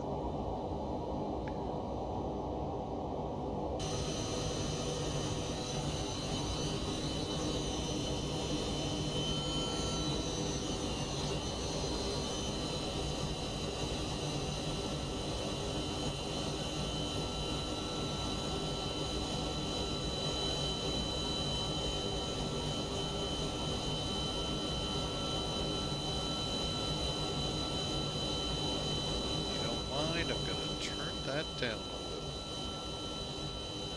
And I'm sure, folks, as I say with a lot of the aircraft I fly, I'm sure there's a sound pack out there free. Makes this sound a lot better than this, but you know, for the few times I fly it, it's, you know, it's okay. There are other aircraft I want to get the sounds upgraded in before this one. I just don't know how. So folks, enjoy the ride. We got about an hour to our destination.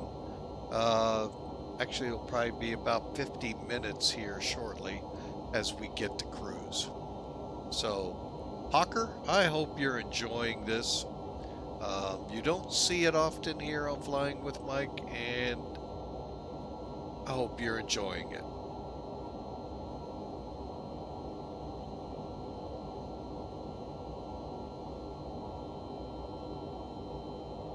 With that, folks, we are through 18,000, so let's set the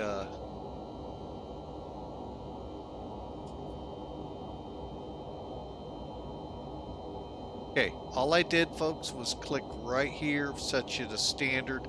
and then you'll just set it. Well, thanks for the flowers there, Hawker.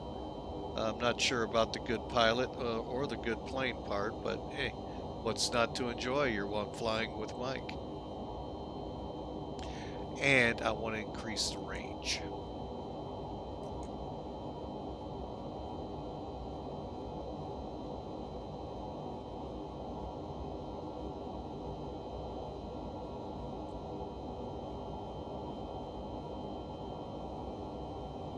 So far, the airspeed has actually behaved. Must have done something right, or the good Lord shone on me and said, hey, do it this way and it'll work. I don't know. Oh, but folks, we'll start working through landing charts and stuff here in a few. Let's get through the climb out and some cruise, because folks, we've got us instrument arrival coming up into Greensboro.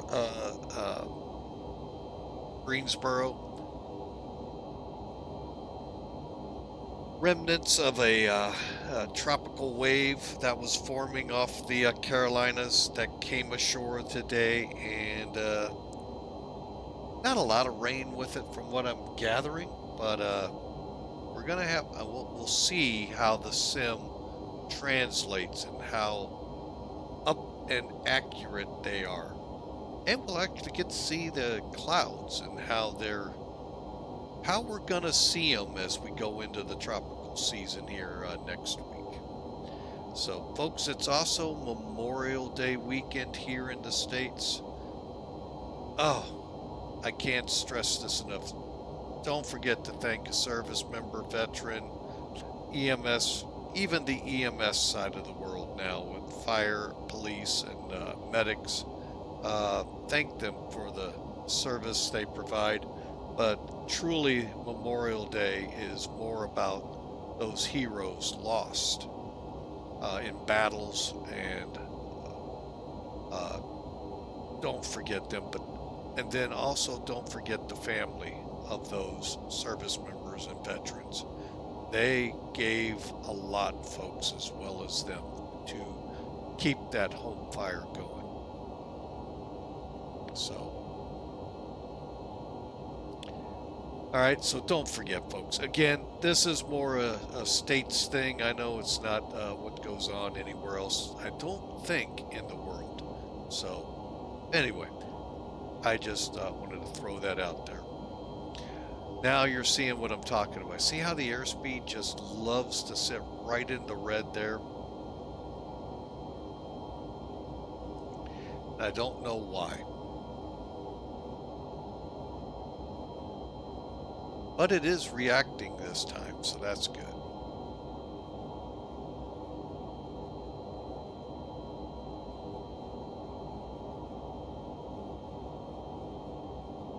All right, we're down to a minute and two.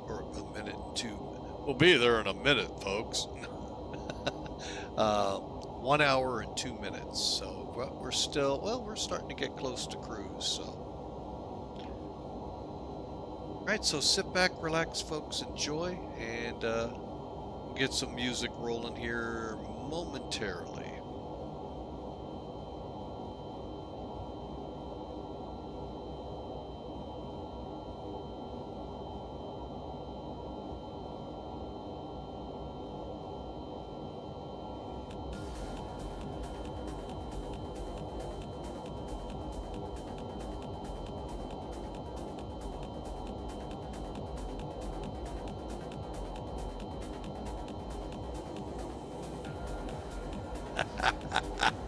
Well, Hawker, we are cargo here, so there really isn't a flight attendant.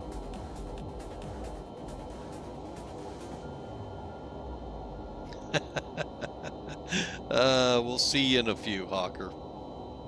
And myself, I'm gonna head to the lab. I'll be right back, folks.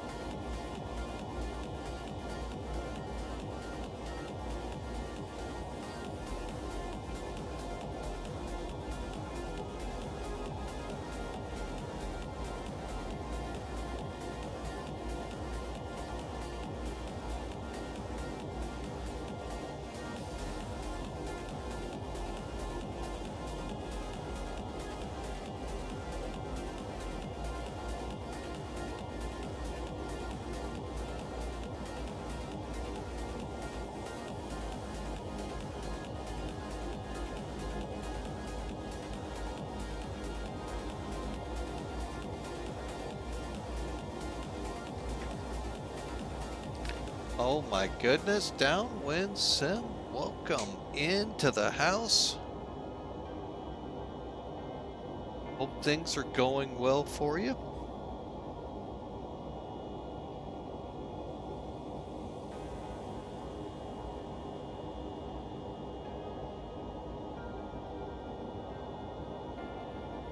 Okay, we are in cruise.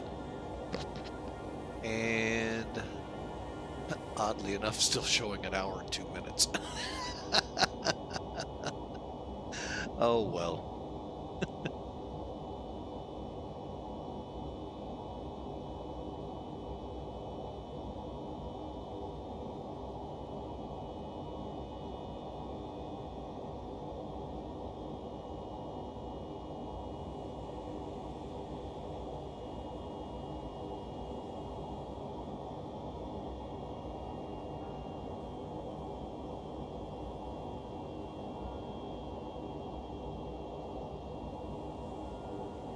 All right.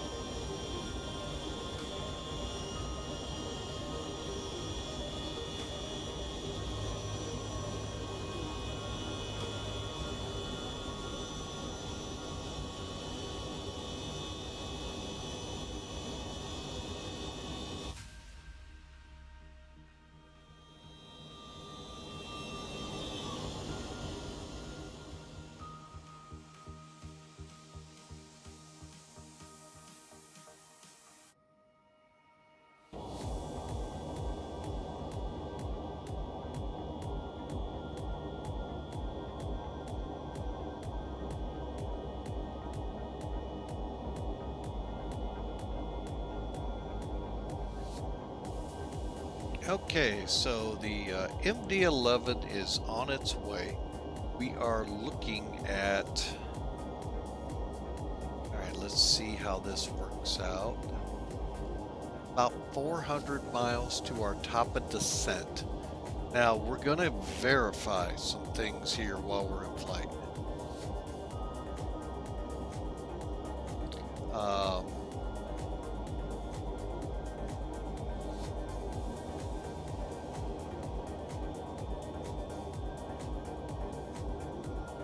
All right, so one more time, let's bring Sim Toolkit up.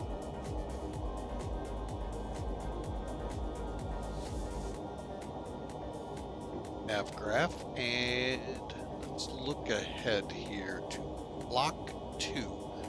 Then we're gonna come back and make sure our altitudes are hopefully in the right place, because we gotta be, as you can already tell, at Tenny at 21,000, block at 11, and at 250.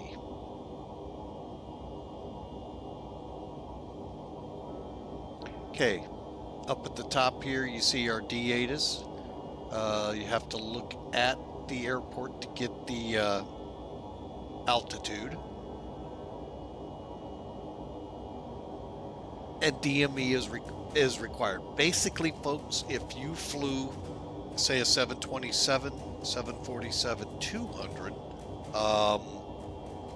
37 200, your older aircraft that were VOR to VOR, that's how you can fly this one.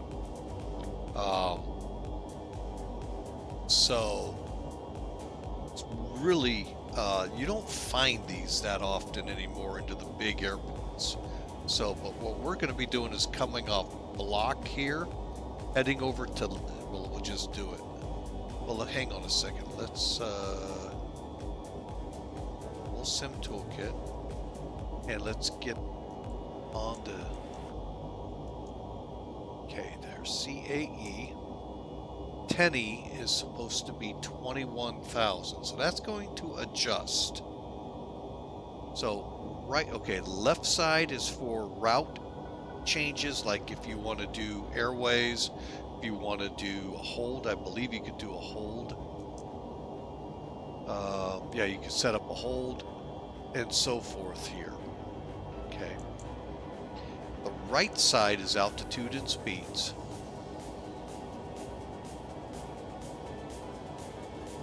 And at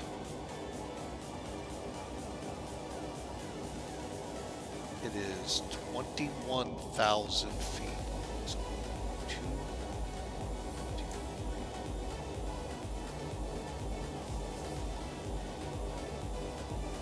All right. And it had, well, I don't know if it affected it yet too much. The next one was block at 11,000.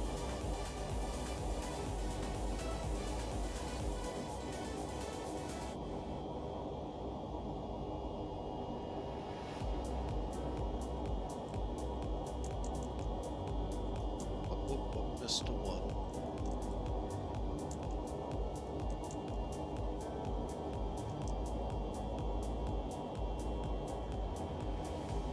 And 250. So we gotta do this. I didn't set that. At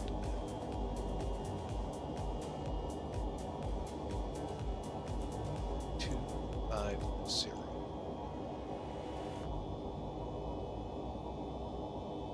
All right. We'll see how that affects things.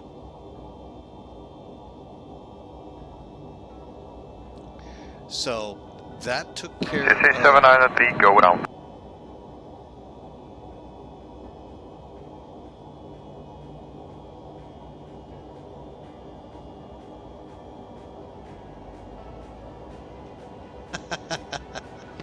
Why am I going around?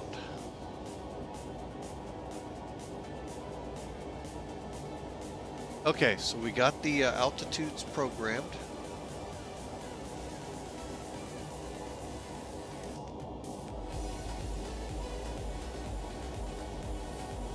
And we'll take a breath here. Take a look outside. Not going to be able to see much because we're getting closer to that storm system. Oh, we might see. Nope, not seeing many pyramids on the clouds.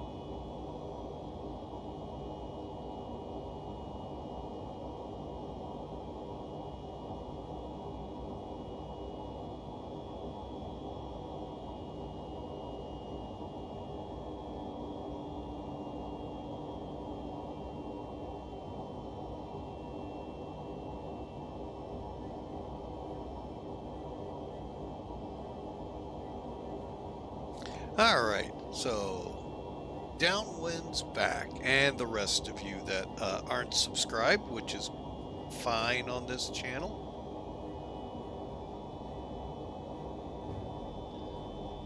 All right, so yeah, we're just kind of looking out the window right here.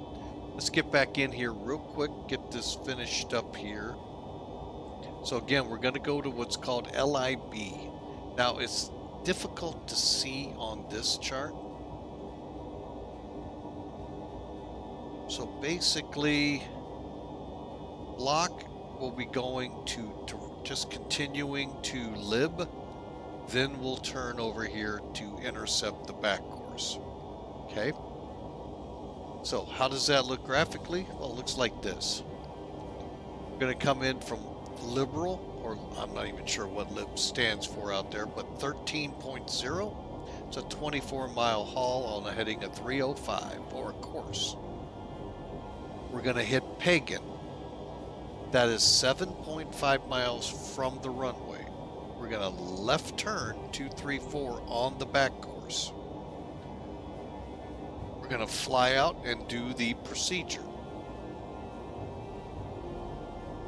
Okay, so it's 20, on the inbound will be at 2,800. On the outbound, we're descending 2,900 feet.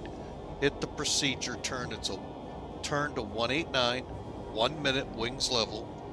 Then we come back around 009, intercept the inbound ILS course.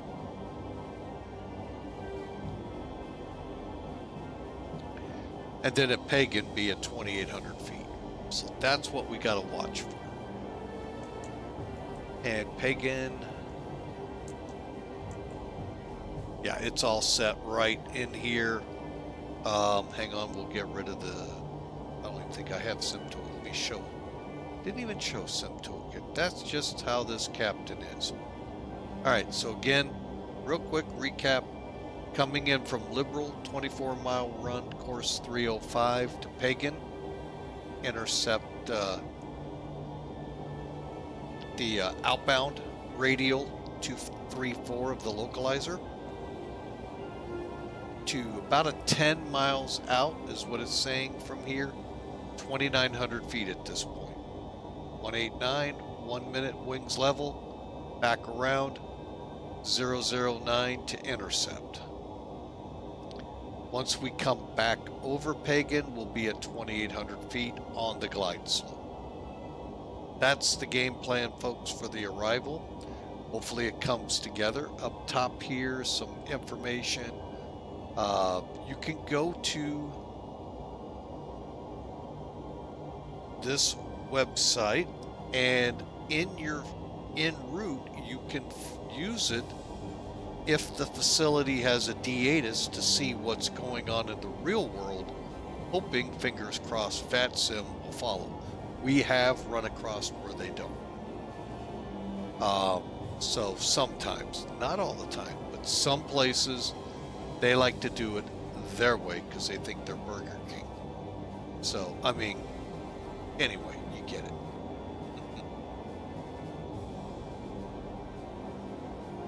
So 1119 we will not have to set. That's automatically set in the McDo course. Inbound course is automatically set 54 degrees. Pagan, we'll make sure we make it at 2,800 feet and on the glide slope. Decision altitude here, folks, is 1,100 feet MSL. When it translates out to the ground, you're still 200 feet above the ground. So we're going to set our minimums to 200 AGL and proceed in. We're going to get a weather report here shortly to make sure we're still legal. Everything was perfectly fine when we took off. Ceilings were right at the marginal point. Who knows? They may have dropped. Visibility may have dropped. Who knows? And then down here, inbound from Pagan to the missed approach point is going. I really don't know. We're going to work that out here in a second. Pappy will be on the right side, and it's a Mauser light. All right, I think that's enough for now, folks. We're about 250 miles out from top of descent.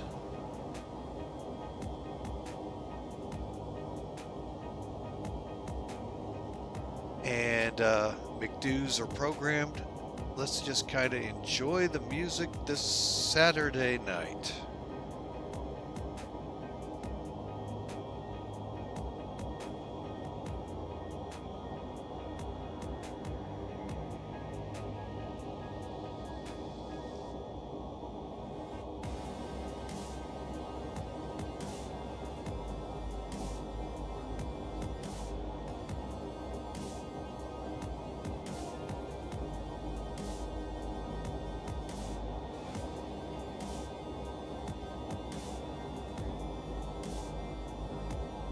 Well, we'll see. We'll see how we do on this approach.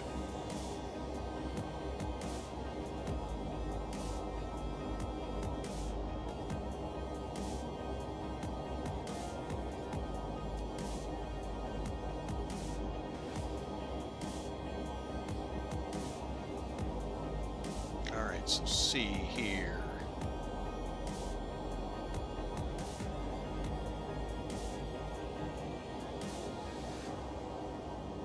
Oh yeah, I'm waiting. Don't know if you got the news, Hawker and Downwind. Came out that 06 when they start the release. The pyramid clouds that we've seen out over, I usually see them out over the ocean, but I've seen them countryside here. They're working on it, and we're going to get the introduction of cirrus clouds. So this ought to be an interesting one, plus of course other things. Those who haven't been on the channel here of late, you may have remembered a flight a couple months ago out of Sitka, where we literally took off on a ski jump runway because of the elevation issues. Anchorage, the same thing a couple of months prior to that with the 747. I know Anchorage has been worked out. We did a flight not too long ago in the C-40 up to Fairbanks over to Eielson, and wow, the ramps at FedEx are still kind of elevation-wise problems. You got to be careful. Double check parking brakes. Might want to throw chocks under airplanes if they have them. They will roll, folks. Trust me. Trust me, they do roll. But the hovering objects in the airports, that still shows up. We ran into them down Gimpo. Last stream, or one of the last streams we did with the 7.4. So, hey, they're trying, folks.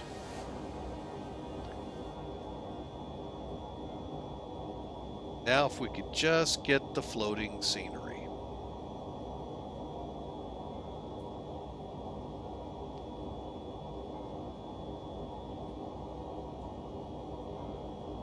Okay, let's look at this arrival here speed-wise.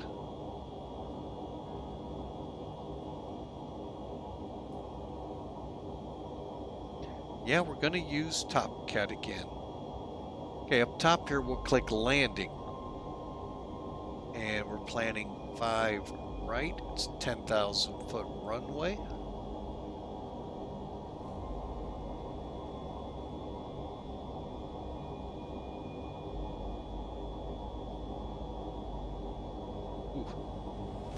Bit windy there. 050 at 14. I'm getting gusts to 21, 6 miles rain. Ceiling set at 3,100 feet, so we're not in any way encroaching on minimums. Overcast 5,000, so. All right.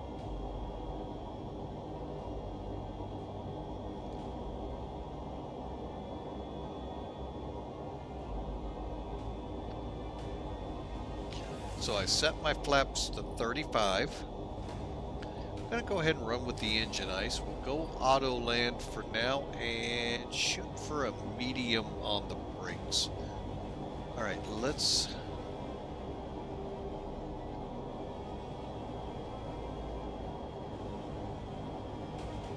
Let me look at what we're estimating our landing weight to be. 438. Okay. Close enough.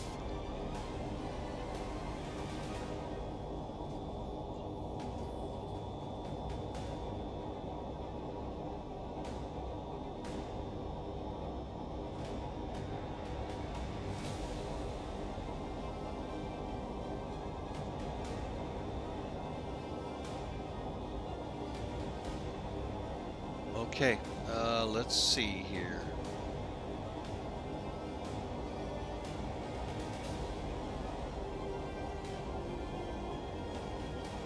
Had a feeling we were going to be up on speeds. 155 is VREF 160 for the approach. Whoa, a reverse pyramids. That can't be good.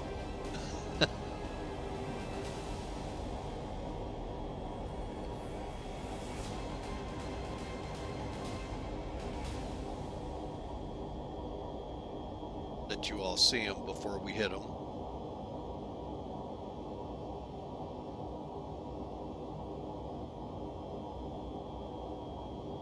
That is, I mean, they've done a great job with the clouds, but wow.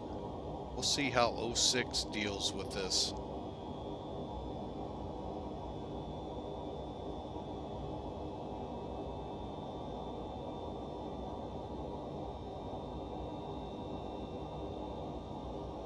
But again, folks, welcome aboard Flying with Mike. If you're new to the channel, we would love for you here on Twitch to click that follow button, folks. That way, when we come up and go live in the future, you'll get an email letting you know where we're flying to, and usually with what we're flying with. If you happen to be watching this on YouTube, it is a this will have already happened. The live stream happens on Twitch. We just basically put the video of that out few days, couple weeks sometimes down the road. Click subscribe. If you hit that bell, you'll get notified when new videos become available. So welcome aboard.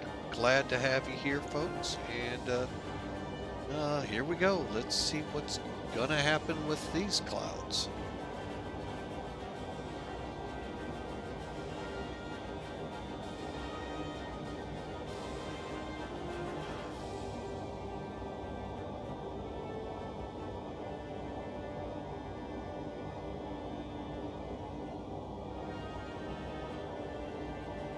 Real quick check to see how far we got to go. About 200 miles.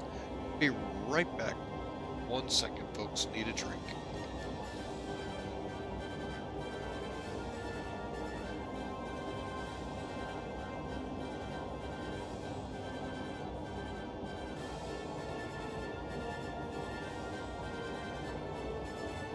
How can I help you, Hawker?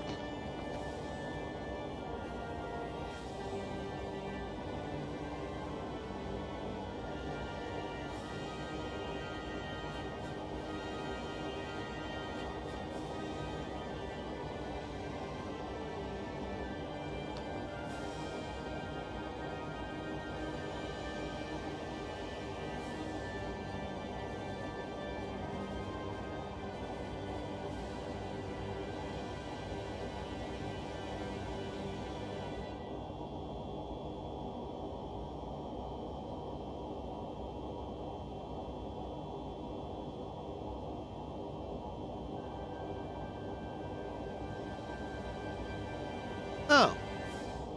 Okay.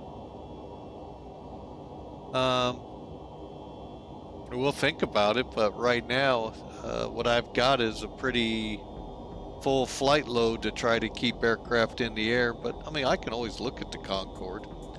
I've flown it many years ago. Pretty healthy sim back then that I flew it on, and oh yeah, it crosses the pond quickly, but you're doing a lot of work with it. So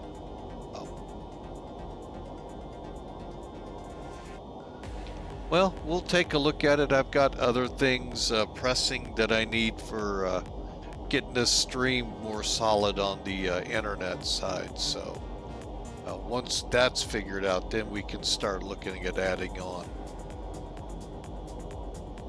So be right back.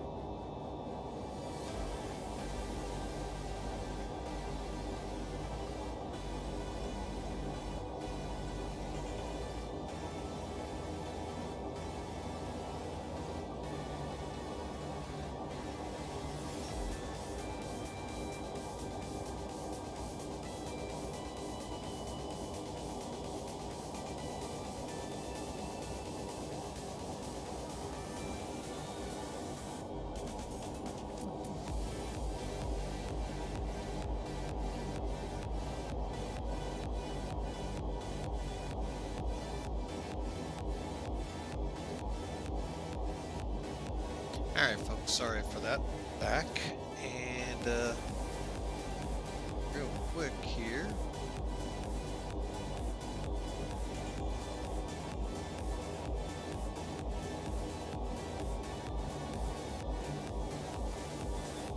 Alright, we're about 129 miles from top of descent. Still getting some weird clouds from X-plane.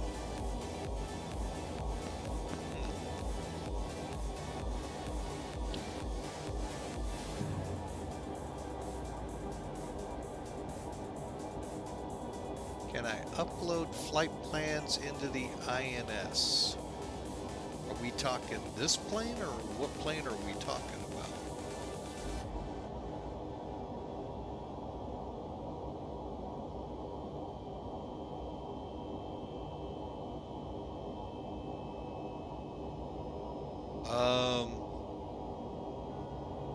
Not 100% sure. I know there's programs out there you can get to get it set right, but usually coordinates are difficult. The FMC takes, or the INS systems on those planes take quite a bit of work to get them up and running.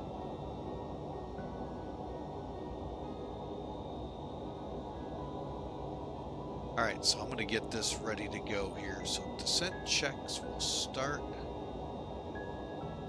Braking actions now. Oh, yeah, could be. Should be good.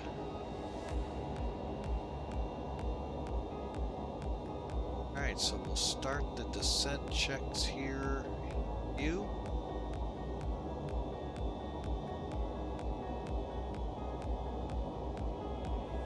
I don't like this either.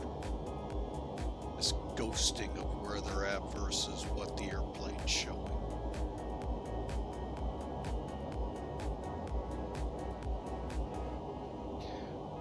If it's a setting, I haven't read about it yet.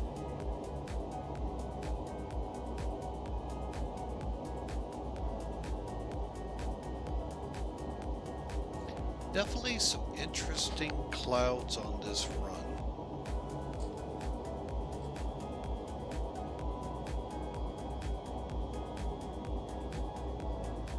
Alright, so for descent checks,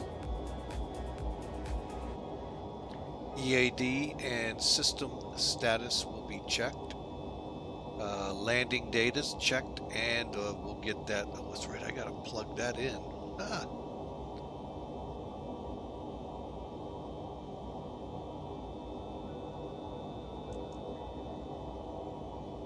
Okay. I believe it's takeoff and approach. Okay, so we're showing 160 and 155. I believe Top Cat had the same numbers, yes, so that's good. Currently 130 or 438.3 for the landing weight. That's again what we're aiming for. And slats can come out. I don't think that's right.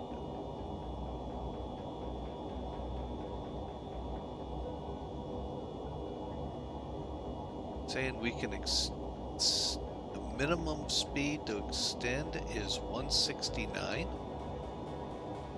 None of this makes sense.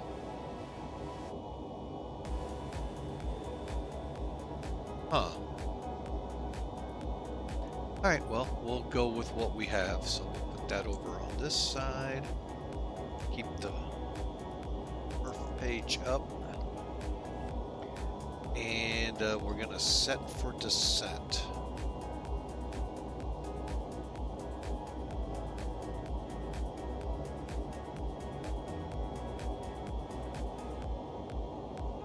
Alright folks, new to the channel, love for you to hit a prediction in there as well. It's the exclamation mark, the word predict. Put a space in there and a negative number, and you can join Hawker and Downwind Sim in their predictions of how good or bad you think my approach might be. Let me just try and sell myself a little bit on it so you can get a good idea. I've only flown this plane less than a dozen times. And might have been more than, I think I've got more than 6 in it, but I ain't gonna swear to it. Yeah, I'm really green to this plane.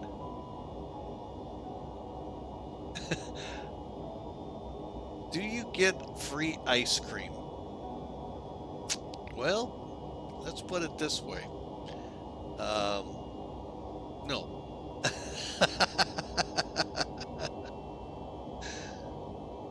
I just don't know how I'd get that to you.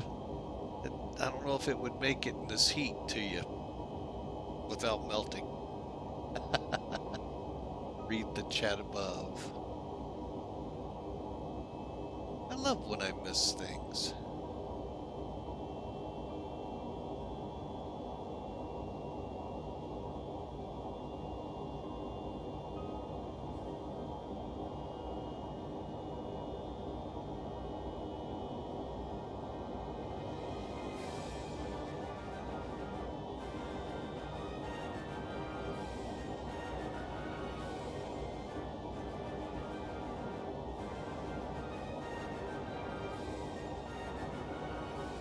I'm missing it. Hang on, I'll find it here in a second. I want to get this thing set up here.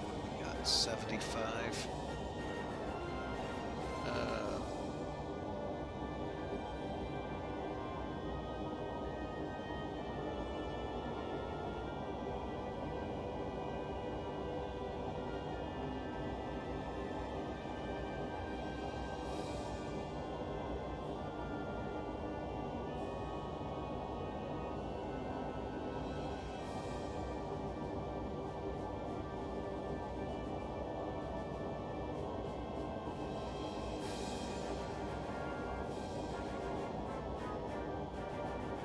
Oh, meeting for ice cream one night. Huh? That's always a possibility. I don't know. I don't know if my wife could be talked into that. Yeah, it's a possibility.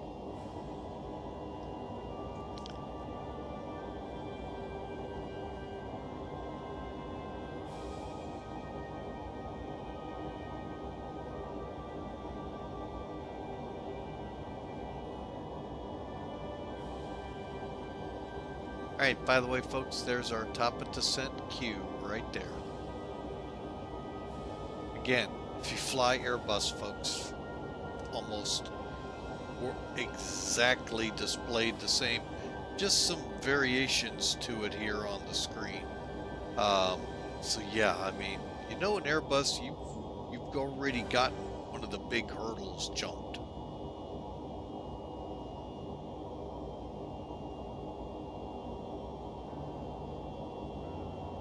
Ice cream places down my way.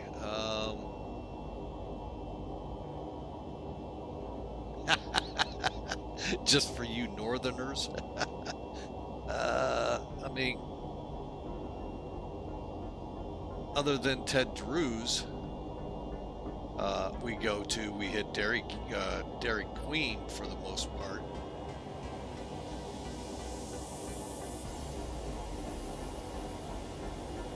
So just give me a little heads up, and we'll see what we can do to meet up with y'all.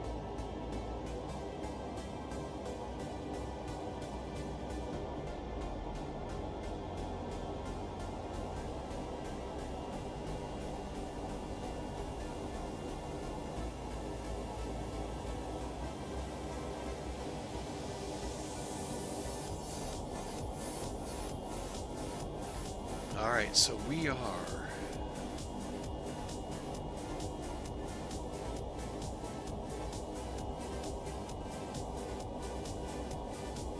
really hate that you can't pull these out. Ugh.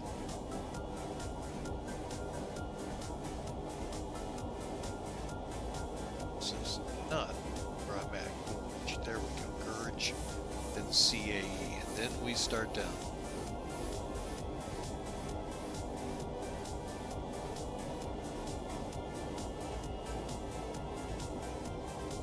I know next week I have an overtime shift, so, but yeah, most every day I'm off. We can do a lot.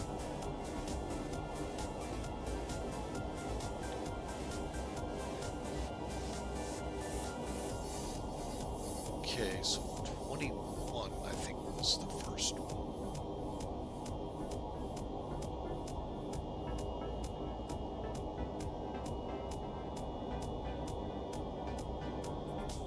Yeah, 21.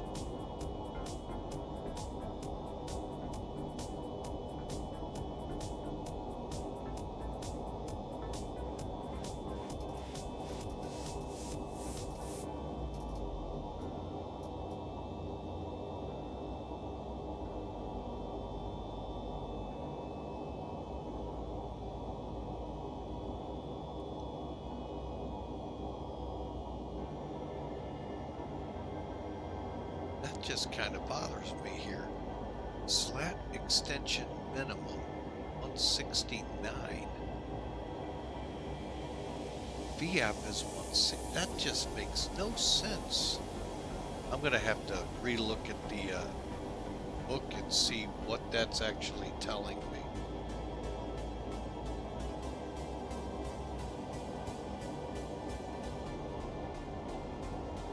Because I plan to be flaps 30 by 1 or 35 by 160, gear down and on approach.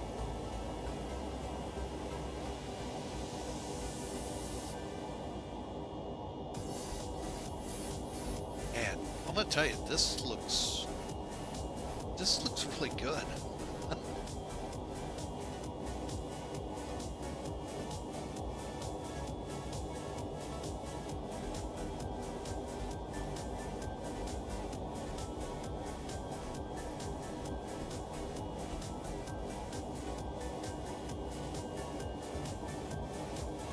So, Hawker, how did your stream go?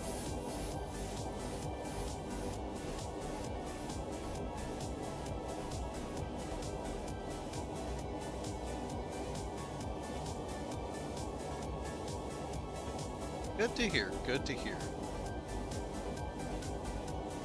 Good to hear. Sorry I dropped out real quick. Was over at the middle daughter's house, and we were in the process of getting ready to bring the granddaughter home, so they could get some things accomplished at their house.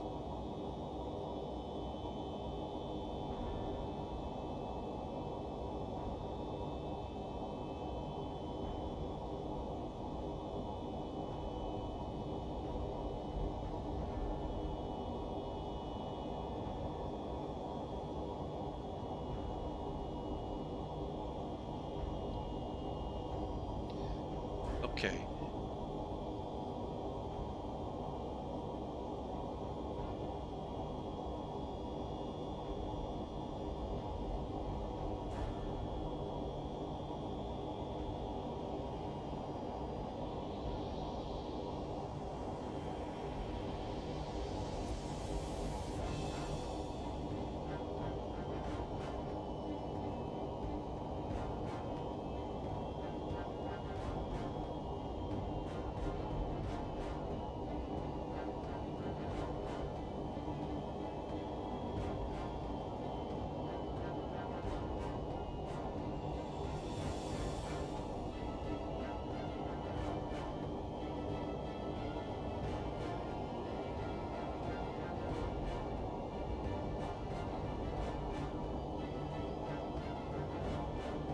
Let's look ahead here.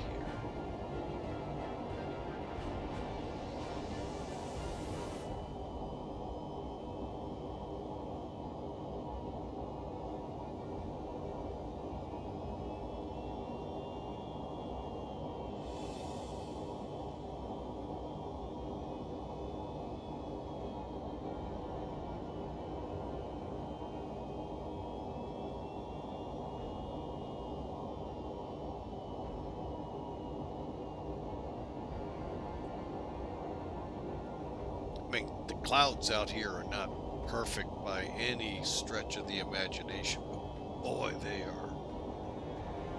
are, I mean, really well done.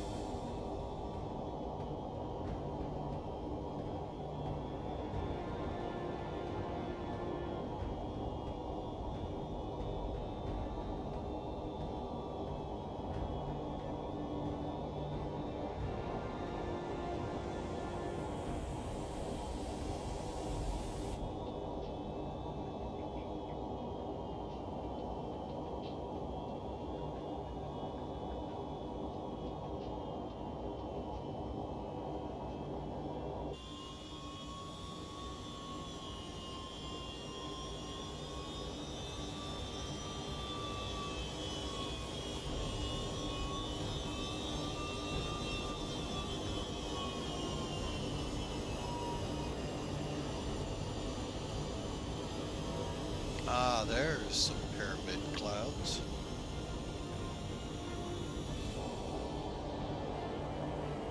Actually, well-defined pyramids.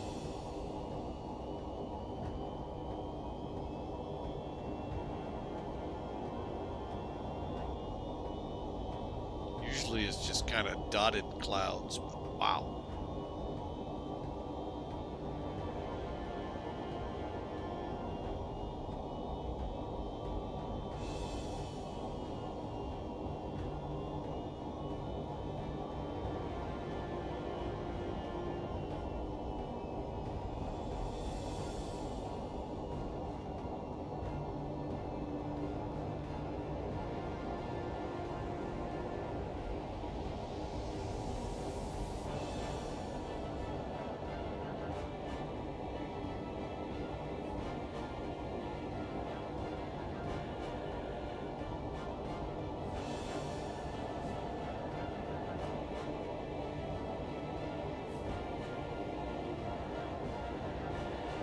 Alright, so we are in the descent, folks. Looking at about 15 minutes to the ground. Gotta go through all of that to get there. Nice, challenging run here. Trying to remember how to do an auto land. Okay. Case needed. Okay, got it. Just push the button. Okay.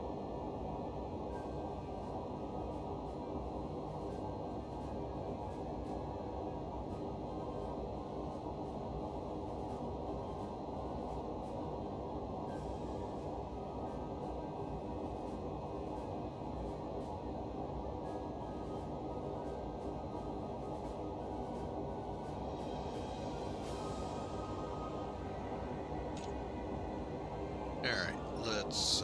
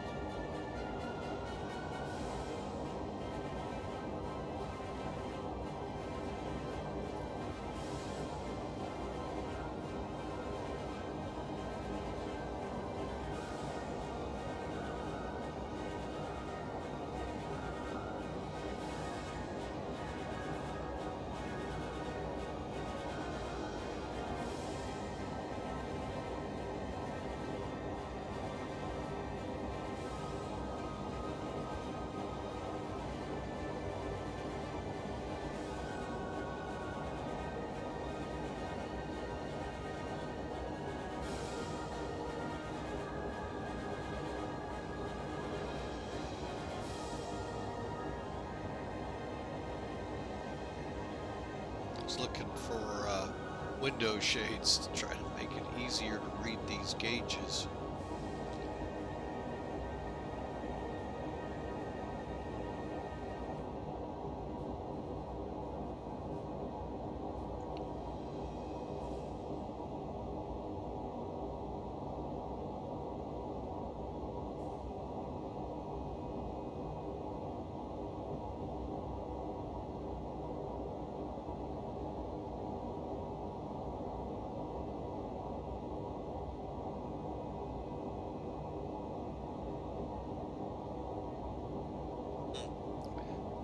This does not look good. Interesting cloud we're about to go into. Curious the physics in it.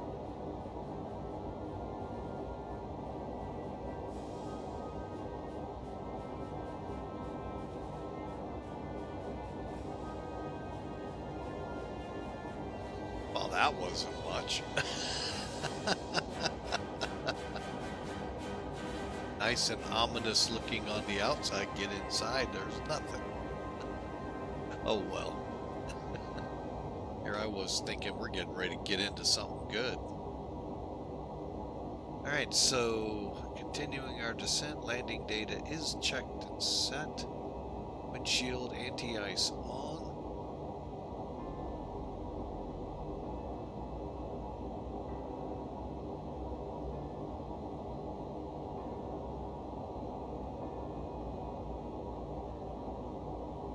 So Sandhills is up ahead here, and we're headed for Block.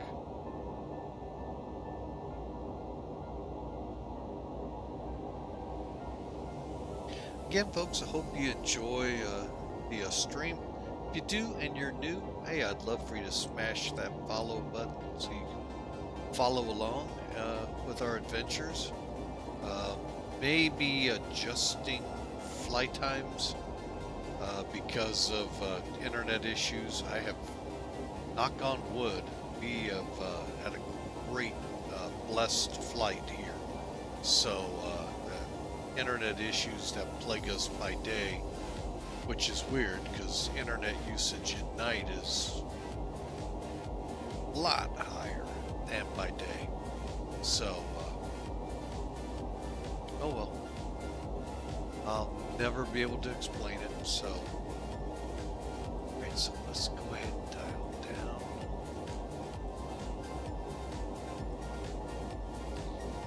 So, but yeah, other than that, folks, but yeah, if you hit that follow button, it'll allow you to follow us, and you'll get an email when we go live. YouTubers, hit that subscribe and tick that bell. That way you get notified when new releases come out, both of which cost you nothing.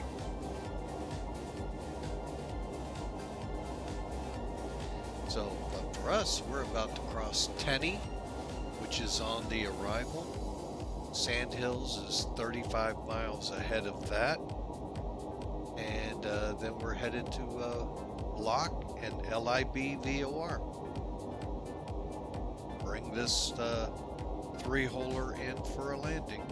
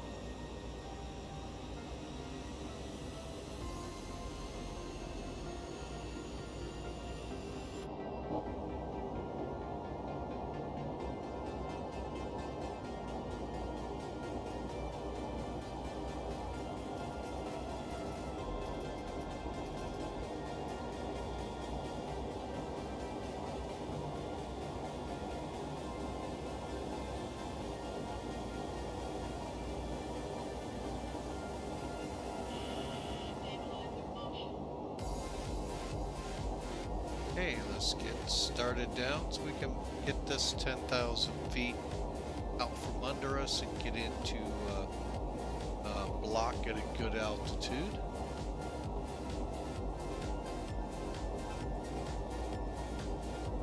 Looks like we're going to make it by Sandhills, which is still 20 miles to Block.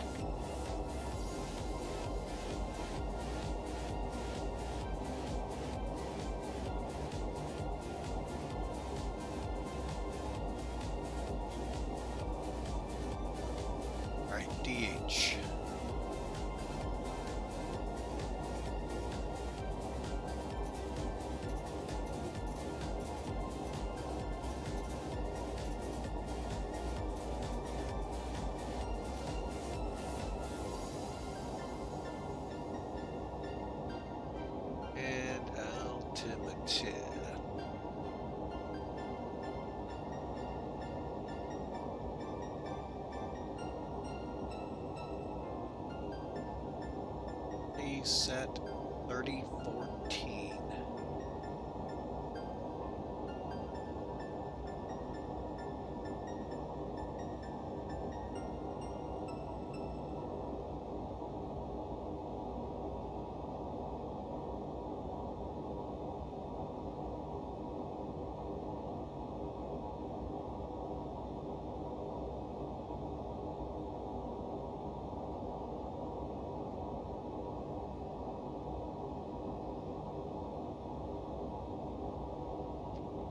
At 18,000, and again I said 30.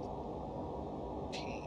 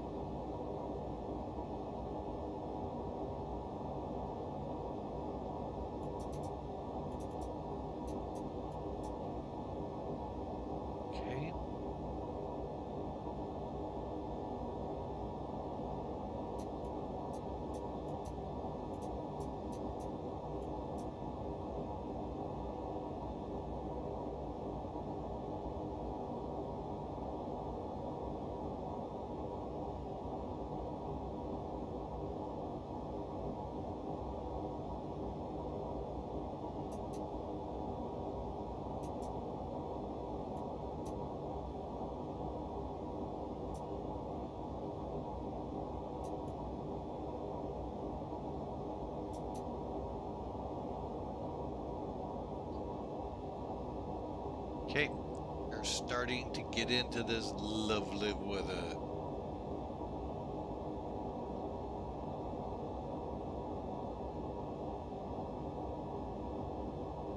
Okay, 15. Oh, it's adjusting.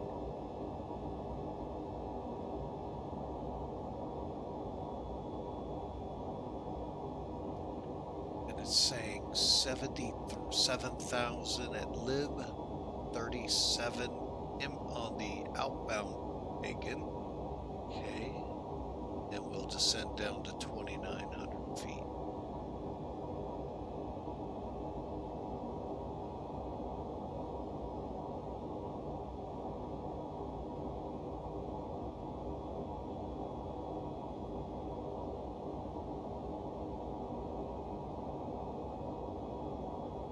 All right, I hope y'all are having a great Saturday.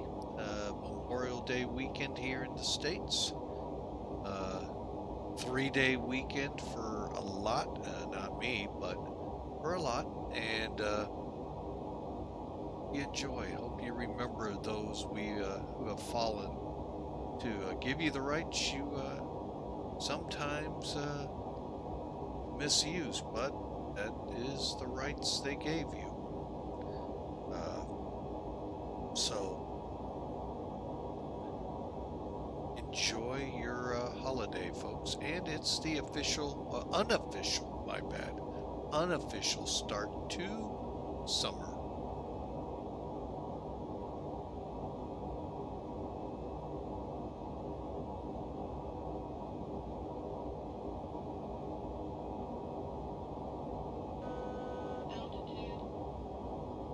Okay, we're coming up on the 11,000 mark, so let's go ahead. I'm going to go ahead and take over speed.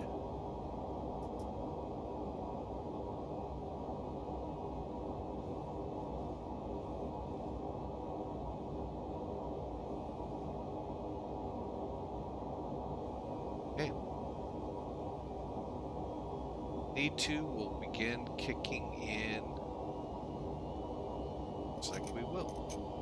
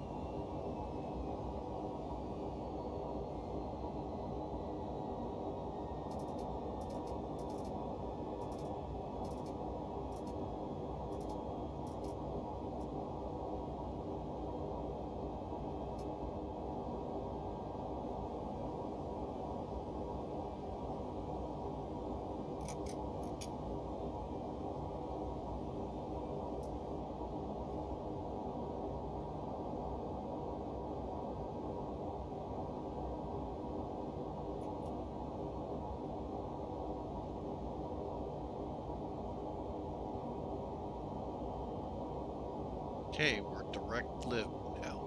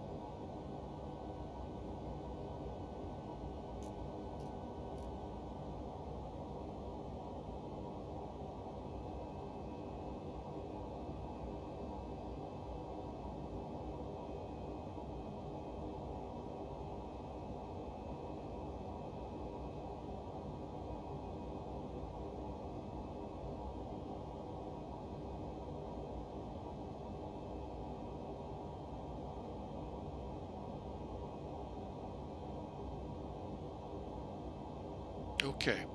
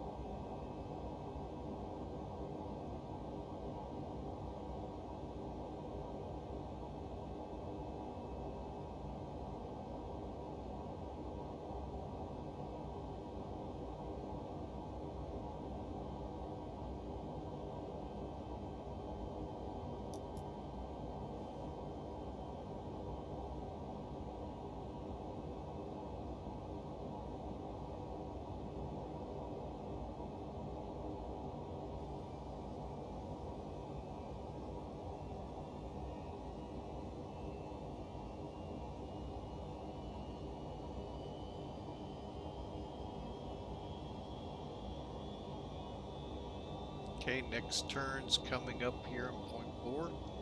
We at or above 3,700. We're going to go to 3,700.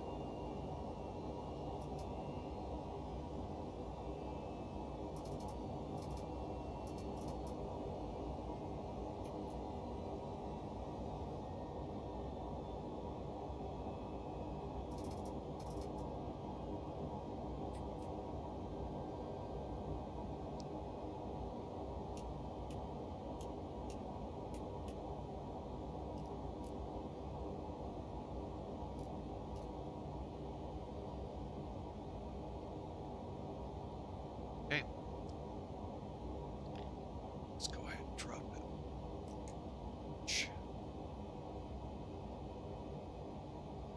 We're going to be in the soup for quite a bit now.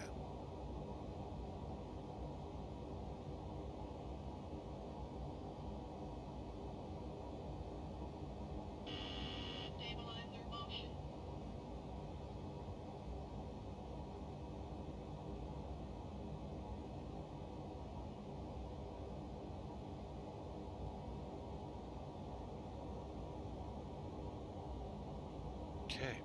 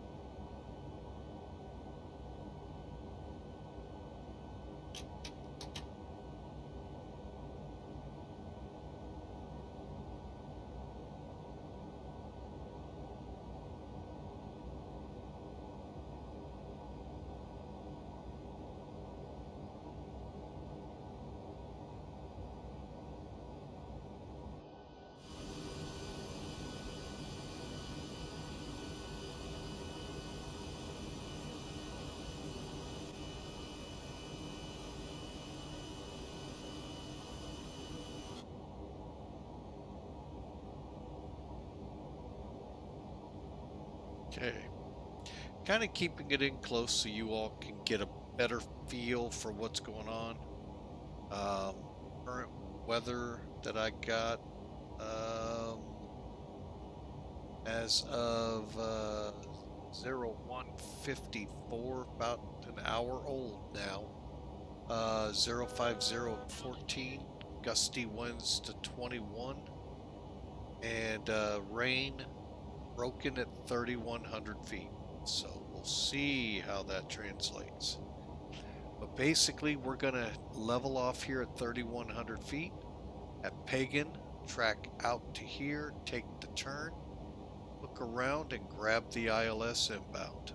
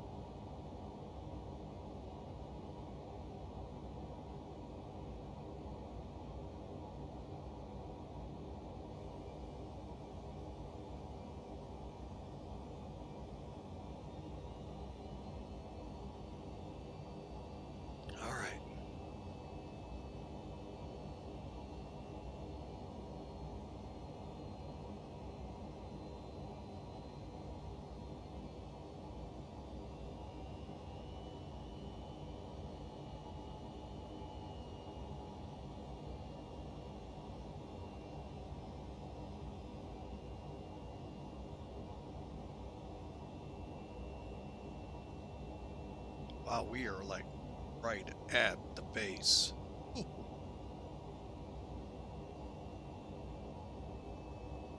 Charts are up to date.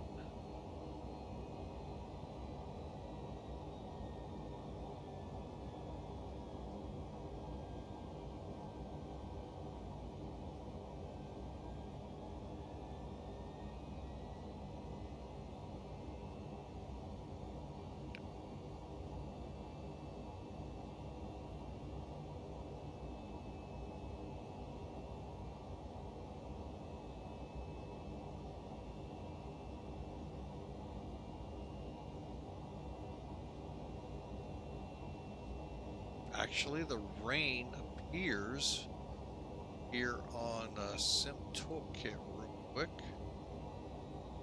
to have pushed west of the airport. That might be what we're seeing here. Don't know.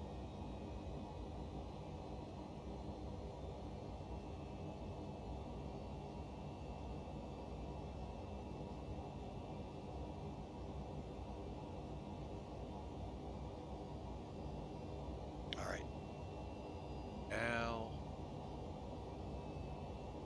it's down to 29.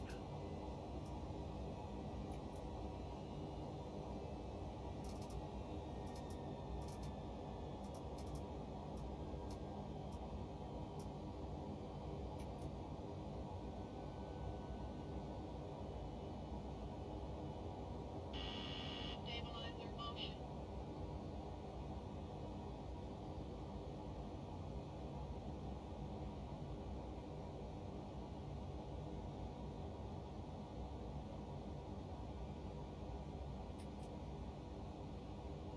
Okay, there we go. Slowing up.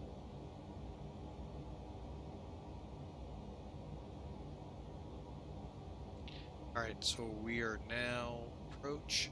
So DHs are set, seatbelts are on, altimeters are set, lights are set, and cabin, if we were passenger, would be prepare for landing.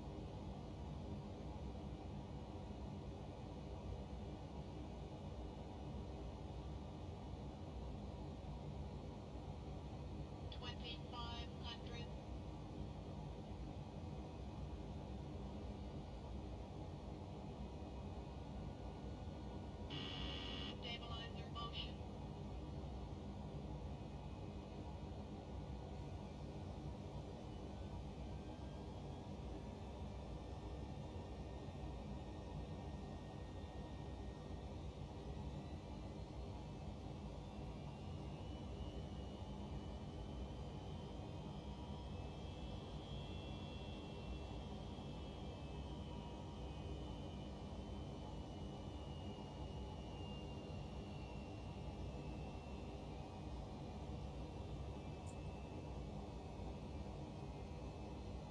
Okay, just about to make the inbound turn, and as we do, hopefully, I think all my ILS information is active. We'll see here as we make the turn.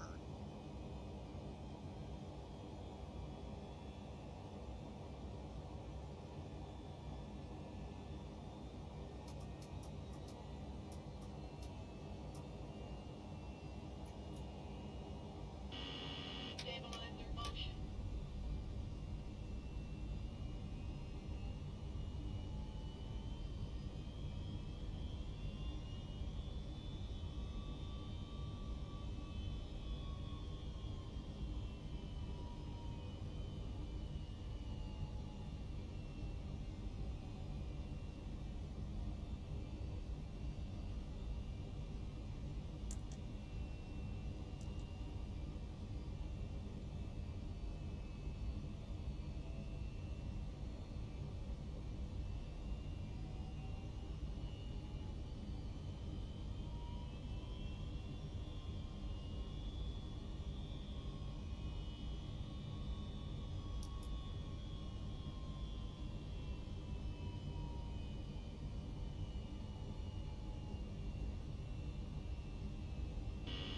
Stabilizer motion.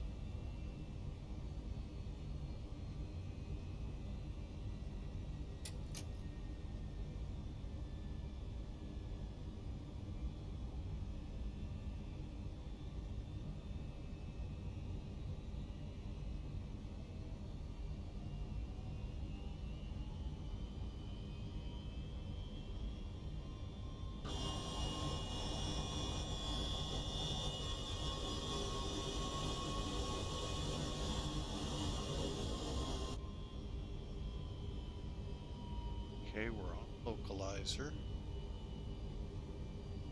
Don't see the runway just yet.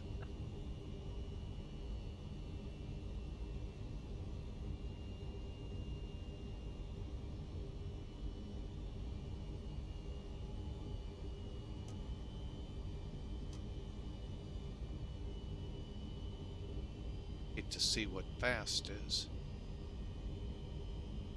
That's pretty useless.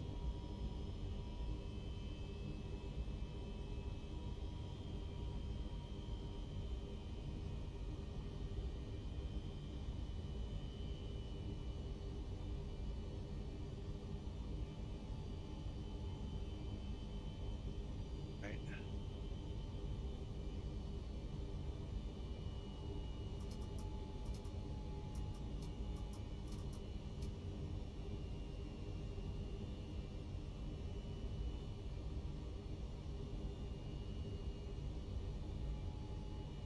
Okay, speeds 160, 155.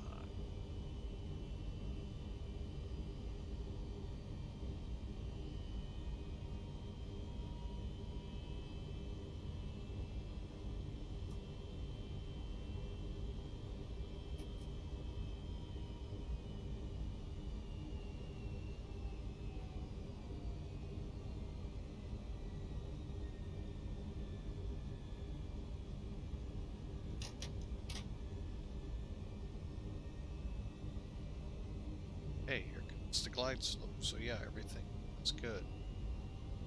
Oh, and looky there, I got a runway in front of me.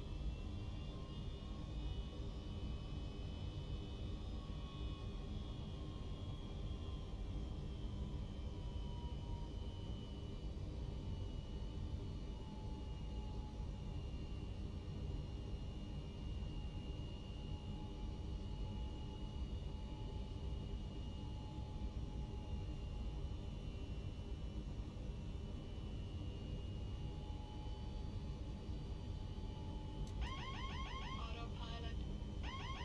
Autopilot. Autopilot. Autopilot.